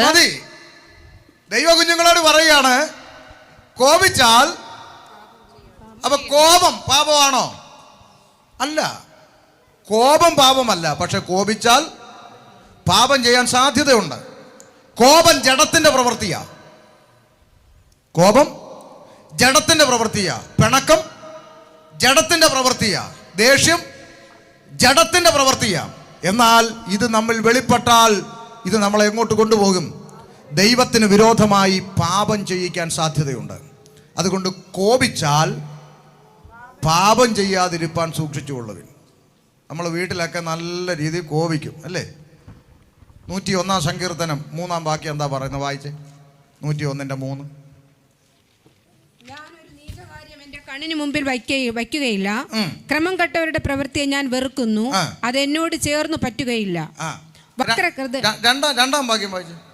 ഞാൻ നിഷ്കളങ്ക മാർഗത്തിൽ ശ്രദ്ധ വയ്ക്കും. എപ്പോൾ നീ എന്റെ അടുക്കൽ വരും, ഞാൻ എന്റെ വീട്ടിൽ നിഷ്കളങ്ക ഹൃദയത്തോടെ പെരുമാറും. എല്ലാവരും ആ വാക്യം ഒന്ന് വായിച്ചു. എല്ലാവരും വായിച്ചിട്ട് ഞാൻ ബാക്കി പ്രസംഗിക്കും. ഞാൻ നിഷ്കളങ്ക മാർഗത്തിൽ ശ്രദ്ധ വയ്ക്കും. അമ്മ വായിച്ചല്ലേ? ഇനി എല്ലാവരും വായിക്കട്ടെ. എല്ലാവരും വായര്. ശ്രദ്ധ വയ്ക്കും. എപ്പോൾ നീ എൻ്റെ അടുക്കൽ വരും. അടുത്ത വാക്ക് എല്ലാവരും. ഞാൻ എൻ്റെ വീട്ടിൽ. പക്ഷെ ആ വീട്ടിലെന്നുള്ള പദം ഒന്ന് മാറ്റിയിട്ട് ചർച്ചിൽ എന്നാക്കിയിരുന്നെങ്കിൽ നമുക്ക് വളരെ സന്തോഷമായിരുന്നു. ഞാൻ എൻ്റെ ചർച്ചിൽ ചർച്ചിലെല്ലാം നമ്മൾ മാടപ്രാവ. പക്ഷെ വീട്ടിലോ? അവിടെയാണ് ഉത്തരം കണ്ടെത്തേണ്ടത്. ഈ ഞങ്ങളെ പ്രതികൂട്ടിലാക്കാം, നിങ്ങളെ വിടുന്നു, ഞങ്ങളെ പ്രതികൂട്ടിലാക്കാം. ഈ ചില പാസ്റ്റർമാർ സ്റ്റേജിൽ പ്രസംഗിക്കുമ്പം നമ്മൾ നൈസായിട്ട് അവരുടെ ഭാര്യമാരുടെ മുഖത്തോട്ട് നോക്കിയാൽ മതി. കൃപയിൽ നിൽക്കുന്ന പാസ്റ്റർമാരാണെങ്കിൽ അവർ പ്രസംഗിക്കുമ്പോൾ ദൈവദാസിമാർ അവിടെ ഇരുന്ന് പ്രാർത്ഥിക്കും, സ്തോത്രം ചെയ്യും. കർത്താവേ, നിൻ്റെ ദാസനെ ദൈവം ഉപയോഗിക്കണമെന്നൊക്കെ പറഞ്ഞ് അവർ പ്രാർത്ഥനയോടെ ഇരിക്കും. ചില പാസ്റ്റർമാർ സ്റ്റേജിൽ പ്രസംഗിക്കുമ്പോൾ ഭാര്യമാരുടെ മുഖത്തോട്ട് നോക്കണം. അവർ എന്നാ പെർഫോമൻസാ എല്ലാം വീട്ടിൽ തന്നെ ആ കോലമൊന്ന് ഞാനല്ലേ കാണും. സ്തോത്രം. വീട്ടിലാണ് യഥാർത്ഥ രൂപം വെളിപ്പെടുന്നത്, അല്ലേ? ഞാൻ എൻ്റെ വീട്ടിൽ നിഷ്കളങ്ക ഹൃദയത്തോടെ. നമ്മളൊന്ന് ചിന്തിച്ച, വീട്ടിൻ്റെ അകത്ത് നമ്മൾ ചെന്ന് കഴിഞ്ഞാൽ നമ്മൾ പിന്നെ അങ്ങോട്ട് ദേഷ്യപ്പെട്ട് നമ്മൾ ആൾ വേറെ, ഇവിടെ ദൂതനും അവിടെ ഭൂതവുമായിട്ട് മാറും. അപ്പോൾ നമുക്ക് പറയാണ്, കോപം വരാം, ദേഷ്യം വരാം. അതുകൊണ്ടല്ലേ നമുക്ക് ആ ഓപ്ഷൻ തന്നേ. കോപിച്ചാൽ കോപം വരാം, അത് ജഡത്തിൻ്റെ സ്വഭാവമാണ്. പെട്ടെന്ന് ദേഷ്യം വരാം, എനിക്കും വരുമല്ലോ, എനിക്കും വരും. പക്ഷേ നമുക്ക് തരുന്ന താക്കീത് എന്താ? കോപിച്ചാൽ പാപം ചെയ്യാതിരിക്കുക. അപ്പം ദേഷ്യപ്പെട്ടു, ആ ദേഷ്യപ്പെട്ടിട്ട് ഭാര്യയെ ഒരൊറ്റ അടി കൊടുത്താൽ എന്തായി? പാപം ചെയ്തു, സ്വന്തം ശരീരത്തിന് വിരോധമായി, അല്ലേ? ഭാര്യയെ സ്നേഹിക്കുന്നു, സ്വന്തം ശരീരത്തെ സ്നേഹിക്കുന്നു. ആരെങ്കിലും സ്വന്തം ശരീരത്തെ ഒരു നാളും പകച്ചിട്ടില്ലല്ലോ എന്നാണ് ദൈവവചനം. അപ്പോൾ ഒരൊറ്റ അടി കൊടുത്തു. ദൈവവചനത്തിന് വിരുദ്ധമായ പ്രവൃത്തിയിലേക്ക് നമ്മൾ പോയി. പാടില്ല. ദൈവവചനം പറയുന്നു, പിശാചിന് ഇടം കൊടുക്കരുത്. എന്താ ഈ ഇടം കൊടുക്കരുതെന്ന് പറയുന്ന പദം? പിശാചിന് ദൈവമക്കളുടെ ജീവിതത്തിൽ ഒരു ബന്ധവുമില്ല എന്ന് പാസ്റ്റർ പറഞ്ഞു. ഇപ്പം നമ്മൾ വായിച്ചത് പിശാചിന് ഇടം കൊടുക്കരുത്. ശ്രദ്ധിച്ചു കേട്ടോ, എങ്ങനെ ഈ ഇടം കൊടുക്കുന്നതെന്ന്. ഇപ്പോൾ നമ്മുടെ ജിജു പറഞ്ഞു ഇരിക്കട്ടെ.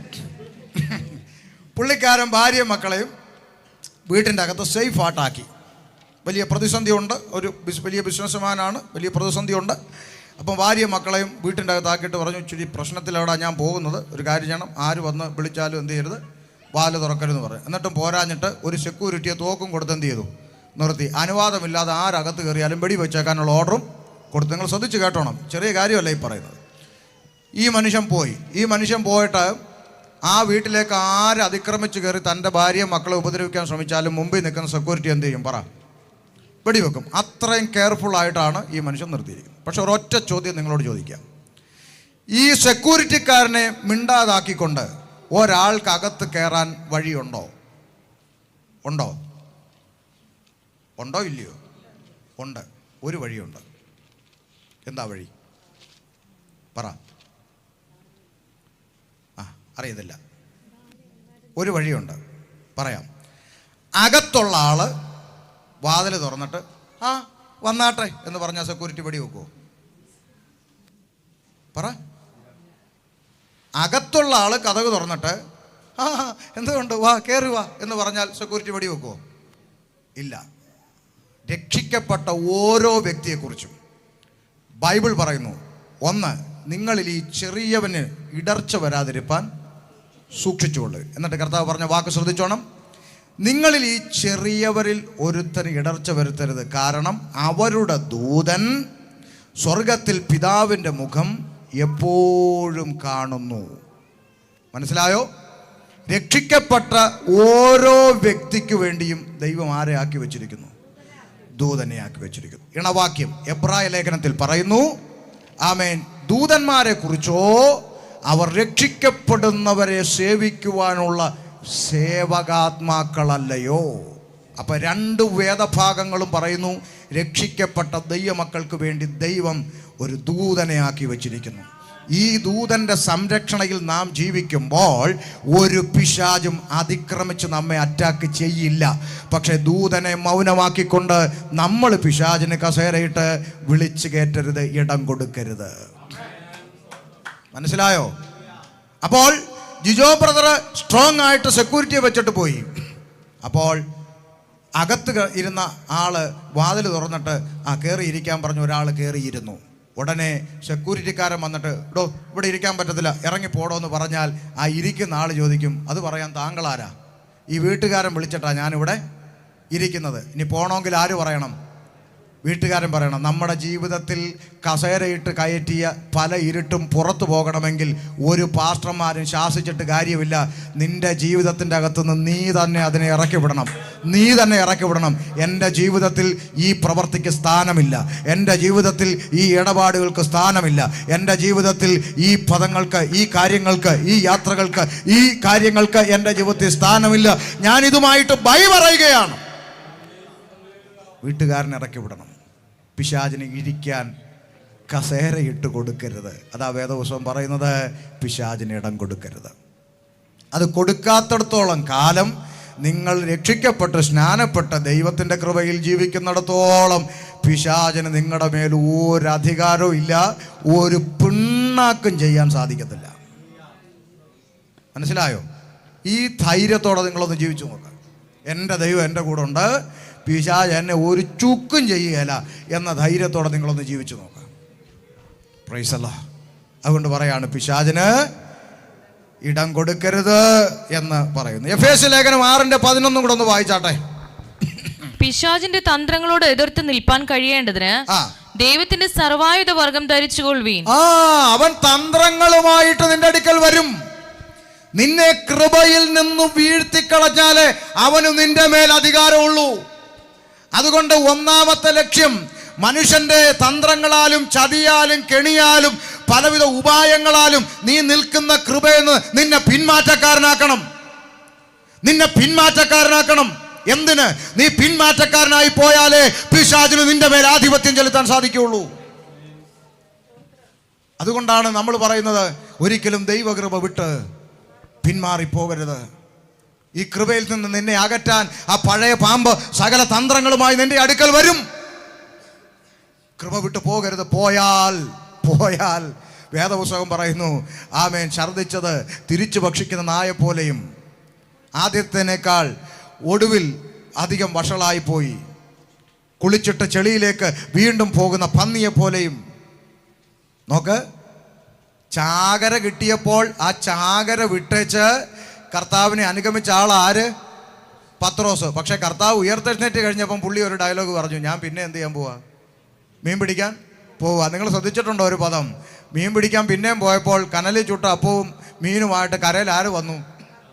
കർത്താവ് വന്നു. അത് കർത്താവാന്ന് കണ്ടപ്പോൾ ഒരു പദം അവിടെ എഴുതിയിട്ടുണ്ട്. നിങ്ങൾ ശ്രദ്ധിച്ചിട്ടുണ്ടോ എന്ന് എനിക്ക് അറിഞ്ഞൂടാ. താൻ നഗ്നനാക കൊണ്ട് അങ്കിയെടുത്ത് അരയിൽ ചുറ്റി. വായിച്ചിട്ടുണ്ടോ അത്? ആമേൻ. വീണ്ടും പഴയ പണിക്ക് പോയപ്പോൾ ഉടുതുണിയില്ലായിരുന്നു എന്ന്. മനസ്സിലായോ? ഒരിക്കൽ അറിഞ്ഞ സത്യം വിട്ട് തിരിച്ചു പോയാൽ ഉടുതുണി പോലും ഇല്ലാത്ത അവസ്ഥയിൽ നീ നിലവിളിച്ചുകൊണ്ട് കർത്താവിൻ്റെ അടുക്ക മടങ്ങി വരും. അതുകൊണ്ട് അറിഞ്ഞ സത്യം വിട്ടും ദൈവകൃപ വിട്ടും ഒരിക്കലും പിന്മാറിപ്പോകരുത്. ഹല്ലേലൂയ. അപ്പോൾ ഭയപ്പെടരുത് എന്നുള്ളത് നമ്മൾ ചിന്തിച്ചു. ഇനി ആരെ ഭയപ്പെടണമെന്ന് 1-2 വാക്യം കൂടെ വായിച്ചേച്ച് നമുക്ക് പ്രാർത്ഥിക്കാം. വിശദീകരിക്കുന്നില്ല. ലൂക്കോസിന്റെ സുവിശേഷം 12-ാം അധ്യായം 5-ാം വാക്യം. ആരെ ഭയപ്പെടണമെന്ന് ഞാൻ നിങ്ങൾക്ക് കാണിച്ചു തരാം. ആരെ ഭയപ്പെടണമെന്ന് ഞാൻ കാണിച്ചു തരാം. കൊന്നിട്ട് നരകത്തിൽ തള്ളിക്കളവാൻ അധികാരമുള്ളവനെ ഭയപ്പെടുവീൻ. അതെ, അവനെ ഭയപ്പെടുവീൻ എന്ന് ഞാൻ നിങ്ങളോട് പറയുന്നു. ആരെ ഭയപ്പെടണം ദൈവമക്കളെ?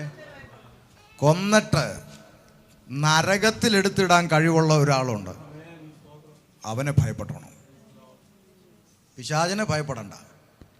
അയ്യോ, നിങ്ങളുടെ ഒരു ബന്ധനമുണ്ട്, പണ്ട് നിങ്ങളുടെ വീട്ടിൽ ഒരു ബന്ധനമാണ്, ഇതൊന്നും പറഞ്ഞ് കേട്ട് എന്ത് ചെയ്യണ്ട. ഞാൻ ഇപ്പോഴും ഓർക്കുക, സലാലയിൽ പോയ സമയത്ത് ഒരു ചെറുപ്പക്കാരൻ എൻ്റെ അടുക്ക വന്നു. പക്ഷേ ഒന്ന് പ്രാർത്ഥിക്കാൻ വന്ന. ഞാൻ പറയാം സന്തോഷം വാന്ന് പറഞ്ഞു. അപ്പോൾ നല്ല സൗന്ദര്യമുള്ള ഒരു യുവാവ്, നല്ലൊരു ചെറുപ്പക്കാരനാണ്. പക്ഷേ ഇവനെ കണ്ടാൽ ഒരു പ്രാകൃതനെ പോലെ ഇരിക്കുക. ആകെ വല്ലാത്തൊരു. എന്തോ പറ്റിയ സഹോദരൻ, എന്താ പ്രാർത്ഥനാ വിഷയം? എൻ്റെ പൊന്നു ഭാഷയെ, കുറേ വർഷമായി പ്രവാസ ജീവിതം, വലിയ ആഗ്രഹങ്ങളൊന്നുമില്ല, നാട്ടിലൊരു കടക്കാടം ഉണ്ടാവണം, അത്രയേ ഉള്ളൂ. അത് കഴിഞ്ഞാൽ ഭാര്യയും കുഞ്ഞുങ്ങളുമായിട്ട് അവിടെ പോയി സ്വസ്ഥമായിട്ട് ജീവിക്കാമെന്ന് വിചാരിക്കുക. അതിനാ നല്ല കാര്യം. അങ്ങനെ കൃപയാൽ പ്രാർത്ഥിച്ച് ഇത്രയും വർഷം ഈ മരുഭൂമിയെ കിടന്ന് അധ്വാനിച്ച് ഒരു വസ്തു മേടിച്ചു. ഓക്കെ. അവിടെ വീട് വെക്കാൻ വേണ്ടി ബാങ്കിൽ നിന്ന് എന്ത് ചെയ്തു? പ്രമാണം വെച്ച് ലോണും എടുത്തു. ഓക്കെ. വീട് പണിയാൻ വേണ്ടി ഒരു പാസ്റ്ററെ വസ്തുവിൽ പ്രാർത്ഥിക്കാൻ വേണ്ടി വിളിച്ചുകൊണ്ട് പോയി. ഉടനെ പാസ്റ്റർ പറഞ്ഞു, ഈ വസ്തുവിൽ എന്തുണ്ട്? ബന്ധനം തീർന്നില്ലേ? പണ്ടെങ്ങാണ്ട് ഈ പ്രോപ്പർട്ടിയിൽ ഹിന്ദുക്കളുടെ കയ്യിലിരുന്നു. അവരിവിടെ കോഴിയെ അറുത്തു, പലവിധമാകുന്ന മന്ത്രവാദങ്ങൾ നടത്തി. അങ്ങനെ പല ബന്ധനങ്ങളും ഇവിടെ ഉണ്ട്. അതുകൊണ്ട് ഈ ദൈവപൈതൽ അവിടെ എന്ത് ചെയ്യാൻ പാടില്ല? വീട് വെക്കാൻ പാടില്ല. കുഴഞ്ഞു. അവസാനം പുള്ളി എന്ത് ചെയ്തു? വിൽപ്പനയ്ക്കെന്ന് പറഞ്ഞ് ബോർഡ് വെച്ചു. ആരും ഒട്ട് മേടിക്കുന്നുമില്ല. ബാങ്കിൽ നിന്ന് എന്ത് ചെയ്തു? ലോൺ എടുത്തു. മാസം ഇതെന്ത് ചെയ്യണം? അടയ്ക്കുകയും വേണം. ആകെ ഭ്രാന്ത് പിടിച്ചവനെ പോലെ വന്നിരിക്കുക മുമ്പിൽ.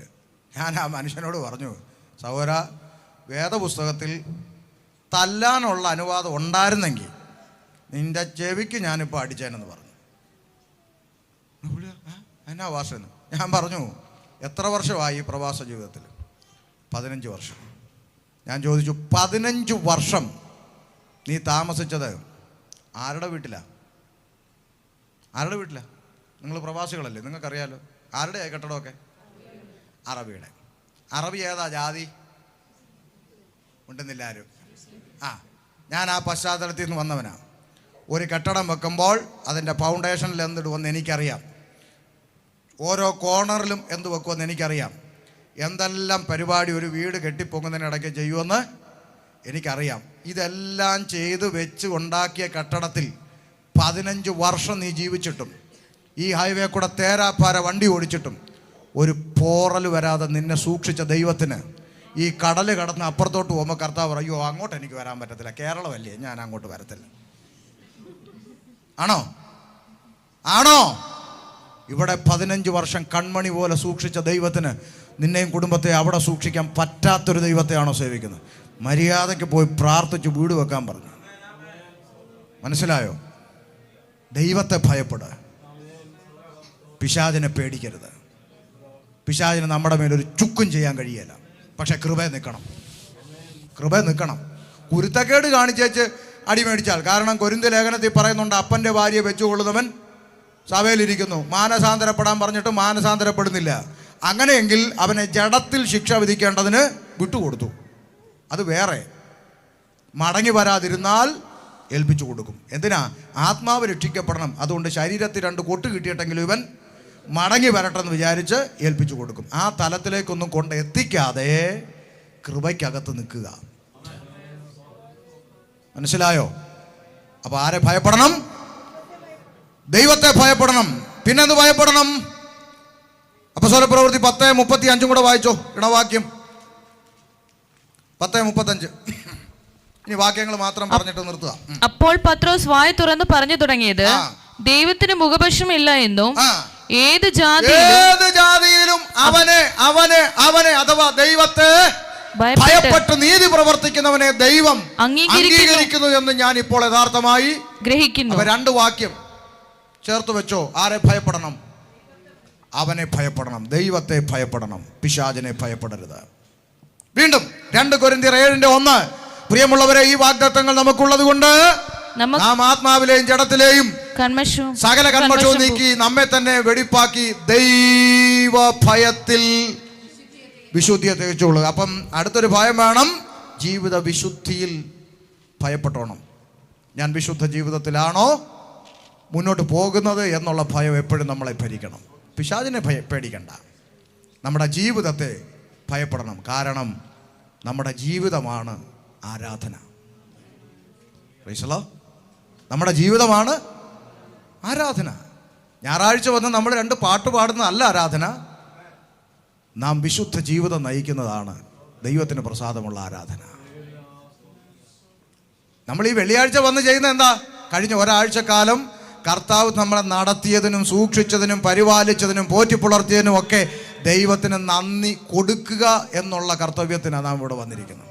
അവിടെ കൊണ്ട് ആരാധന, ഈ കതക് തുറന്ന് വെളിയിലിറങ്ങുമ്പോൾ ആരാധന തീരുകയല്ല, ഈ ഭൂമിയിൽ നിന്ന് മാറ്റപ്പെടുന്നവരെ വിശുദ്ധ ജീവിതം നയിക്കുന്നതാണ് ദൈവത്തിന് പ്രസാദമുള്ള ആരാധന.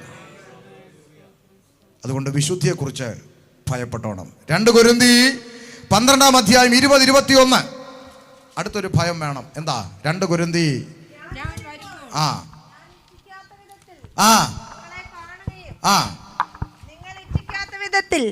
എന്നെ കാണുകയും ചെയ്യുമോ എന്നും, പിണക്കം, ഈർഷ്യ, ക്രോധം, ശാഠ്യം, ഏഷണി, കുശുകുശുപ്പ്, നിഗളം, കലഹം എന്നിവ ഉണ്ടാകുമോ എന്നും ഞാൻ വീണ്ടും വരുമ്പോൾ എന്റെ ദൈവം എന്നെ നിങ്ങളുടെ ഇടയിൽ താഴ്ത്തുവാനും പാപം ചെയ്തിട്ട് തങ്ങൾ പ്രവർത്തിച്ച അശുദ്ധി, ദുർനടപ്പ്, ദുഷ്കാമം എന്നിവയെ കുറിച്ച് മാനസാന്തരപ്പെടാത്ത പലരെയും ചൊല്ലി ഖേദിപ്പാനും സംഗതി വരുമോ എന്ന് ഞാൻ ഭയപ്പെടുന്നു. അപ്പൊ അടുത്തൊരു ഭയം നമുക്കുണ്ടാകണം. എന്താ?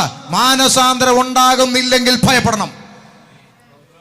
നമ്മുടെ ജീവിതത്തിൽ സംഭവിച്ചു പോകുന്ന തെറ്റുകൾക്കും കുറ്റങ്ങൾക്കും ബലഹീനതകൾക്കും തക്കവണ്ണം ഒരു മാനസാന്തര അനുഭവത്തിലേക്ക് നാം വന്നിട്ടില്ലെങ്കിൽ ഭയപ്പെടണം. പിശാചിനെ പേടിക്കണ്ട. മാനസാന്തരപ്പെട്ടിട്ടുണ്ടോ? കഴിഞ്ഞ കാലങ്ങളിൽ ജീവിതത്തിൽ വന്നുപോയ വിഷയങ്ങളിൽ ദൈവസന്നിധിയിൽ ക്രമീകരണം പ്രാപിച്ചിട്ടുണ്ടോ? ഏറ്റു പറഞ്ഞിട്ടുണ്ടോ? നമ്മൾ ഈ വേദപുസ്തകത്തിൽ സങ്കീർത്തനത്തിൽ ഒരു വാക്യമുണ്ട്, ലംഘനം മറച്ചു വെക്കുന്നവന് ശുഭം വരികയില്ല. അടുത്ത വാക്ക്, ഏറ്റു പറയുന്നവന് കരുണ ലഭിക്കും എന്നാണോ? ഏറ്റു പറയുന്നവന് കരുണ ലഭിക്കും, അങ്ങനാണോ? അല്ലല്ല. ഏറ്റു പറഞ്ഞ് ഉപേക്ഷിക്കുന്നവൻ എന്ത് ലഭിക്കും? നമ്മളെല്ലാ ആഴ്ചയിലും എന്തു പറയും? ഏറ്റു പറയും. പക്ഷേ ഉപേക്ഷിച്ചിട്ടുണ്ടോ? ക്വസ്റ്റ്യൻ അവിടെ. കർത്താവേ, ഞാൻ ലവനുമായിട്ട് ചാറ്റ് ചെയ്തത് തെറ്റായിപ്പോയി, ലവളുമായിട്ട് ചാറ്റ് ചെയ്തത് തെറ്റായിപ്പോയി, എൻ്റെ അറിവില്ലായ്മയായി കണ്ട് എന്നോട് ക്ഷമിക്കണം. വെള്ളിയാഴ്ച വന്ന് ഏറ്റു പറഞ്ഞിട്ട് ശനിയാഴ്ച വീണ്ടും ഉപേക്ഷിച്ചോ? ഇല്ല. ഭയപ്പെടണം. മാനസാന്തരം ശരിയായി നടക്കുന്നില്ലെങ്കിൽ ഭയപ്പെടണം. പിശാചിനെ പേടിക്കണ്ട. ഗലാത്യലേഖനം 4:11 പൗലോസ് ഭയപ്പെടുന്നു. നിങ്ങൾ ദിവസം, നമ്മൾ എടുത്തതാ, അതുകൊണ്ട് അത് എടുക്കണ്ട. ദിവസങ്ങളും മാസങ്ങളും കാലങ്ങളും ആണ്ടുകളും പ്രമാണിക്കുന്നു, ഞാൻ നിങ്ങൾക്ക് വേണ്ടി അധ്വാനിച്ചത് വെറുതെ ആയോ എന്ന് ഞാൻ. വീണ്ടും ഒരു ഭയം. എന്താ ഭയം? അനാചാരങ്ങളെ വിട്ടിട്ടില്ലെങ്കിൽ ഭയപ്പെടണം. പണ്ട് അറിവില്ലായ്മയുടെ കാലത്ത് ചെയ്തു വന്ന ആചാര അനുഷ്ഠാനങ്ങൾ, അനാചാരങ്ങളൊക്കെ ജീവിതത്തിൽ എവിടെങ്കിലും ശേഷിക്കുന്നെങ്കിൽ, ഒരു വീട് വെക്കണമെന്ന് പറയുമ്പോൾ ഉടനെ കന്നിമൂല നോക്കാൻ പോകുന്നെങ്കിൽ ഭയപ്പെടണം.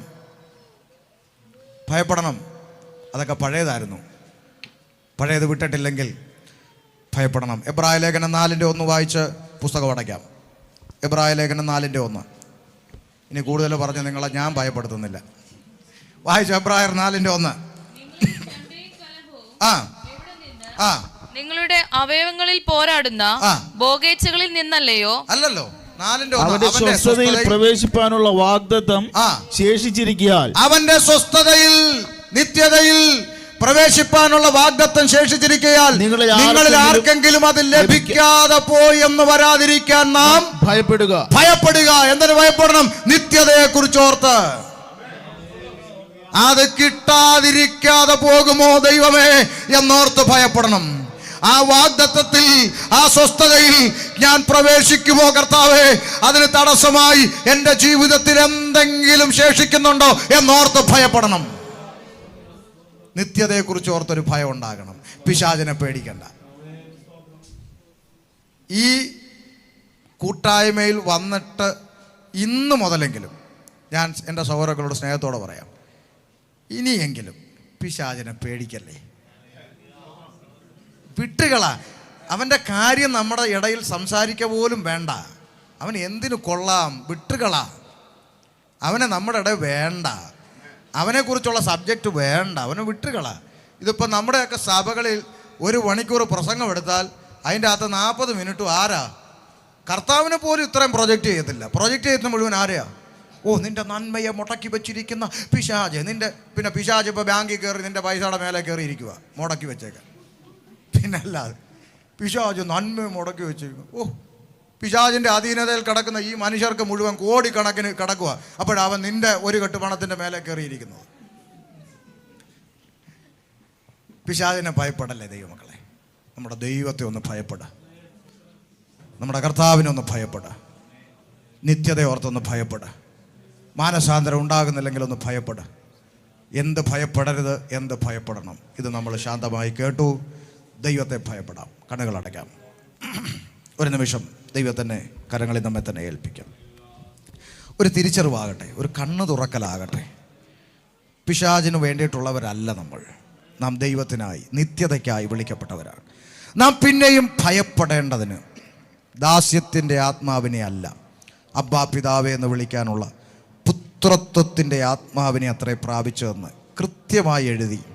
അതുകൊണ്ട് വിശുദ്ധ ഗണമേ, നിങ്ങൾ ഇനിയും പിന്നെയും നിങ്ങൾ ഭയപ്പെടല്ലേ എന്ന് പറഞ്ഞു.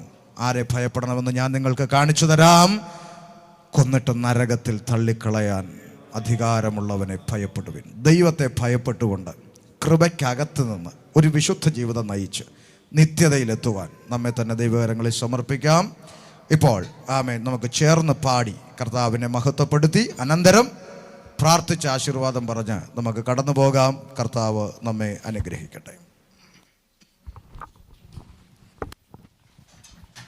Price Lord. ഹല്ലേലൂയ. സ്തോത്രം. അനുഗ്രഹിക്കപ്പെട്ട ഒരു ദൈവസന്ദേശം ഇന്ന് പകൽക്കാലം ദൈവദാസനിൽ നിന്ന് കേൾപ്പാൻ ദൈവം നമ്മളെ സഹായിച്ചല്ലോ. സ്തോത്രം. ആരെ ഭയക്കണം, ആരെ ഭയക്കണ്ട. സ്തോത്രം. എനിക്ക് പൂർണ്ണ ഉറപ്പും വിശ്വാസമുണ്ട് ഇന്നത്തെ വചന ശുശ്രൂഷ നമ്മുടെ ജീവിതത്തിൽ സ്തോത്രം ഒരു അനുഗ്രഹത്തിൻ്റെ വചന ശുശ്രൂഷയാണ്. കാരണം ഈ കാലഘട്ടത്തിൽ ഏറ്റവും നമ്മളെ ദൈവത്തിൽ നിന്ന് മാറ്റി നിർത്തുന്ന ഒരു കാര്യമാണ് ഭയം എന്നുള്ളത്. എന്നാൽ ഇന്ന് പകൽക്കാലം പരിശുദ്ധാത്മാ കൃത്യമായി പറയാൻ കഴിഞ്ഞു. നീ ഭയക്കുന്നതല്ല ഭയം, ഭയക്കേണ്ടത് എന്തിനെ നീ ഭയക്കണ്ട, എന്തിനെ നീ ഭയക്കണം. ആമേൻ. സ്തോത്രം. ഇന്ന് പകൽക്കാലം ഒരു തീരുമാനത്തോടെ കർത്താവേ, ആമേൻ സ്തോത്രം, ഇപ്പോൾ ഇതുവരെയും ഞാൻ ഭയന്നുകൊണ്ടിരുന്നതല്ല ഭയം, ഇനി ഭയക്കേണ്ടത് പലതുണ്ട്. സ്തോത്രം. ഹല്ലേലൂയ. കർത്താവിനെ ഭയക്കണം, വചനത്തെ ഭയക്കണം, നിത്യതയെ ഭയക്കണം. ആമേൻ. സ്തോത്രം. ഹല്ലേലൂയ. ആമേൻ. സ്തോത്രം. മാനസാന്തരത്തെ. ആമേൻ. സ്തോത്രം. ആമേൻ. ഈ ദിവസങ്ങളിൽ ഈ കേൾക്കപ്പെട്ട വചനം നമ്മുടെ ജീവിതത്തിൽ ഒരു അനുഗ്രഹവും വിടുതലുമായി തീരണമെങ്കിൽ ഭയക്കേണ്ടതിനെ ഭയക്കുവാൻ തീരുമാനമെടുക്കാൻ നമുക്ക് സഭയായി. വചനത്തെ ഭയപ്പാൻ, ദൈവത്തെ ഭയക്കുവാൻ, ആമേൻ, നിത്യതയെ ഭയക്കുവാൻ. ആമേൻ. സ്തോത്രം. അതുകൊണ്ട് നമുക്ക് ഒരുങ്ങാം. എല്ലാവർക്കും ചേർന്നൊരു പാടി ദൈവത്തെ ഭയപ്പെടേണ്ട, ഇനി ഭയപ്പെടേണ്ട, ഇമ്മാനുവേൽ നിന്റെ കൂടെ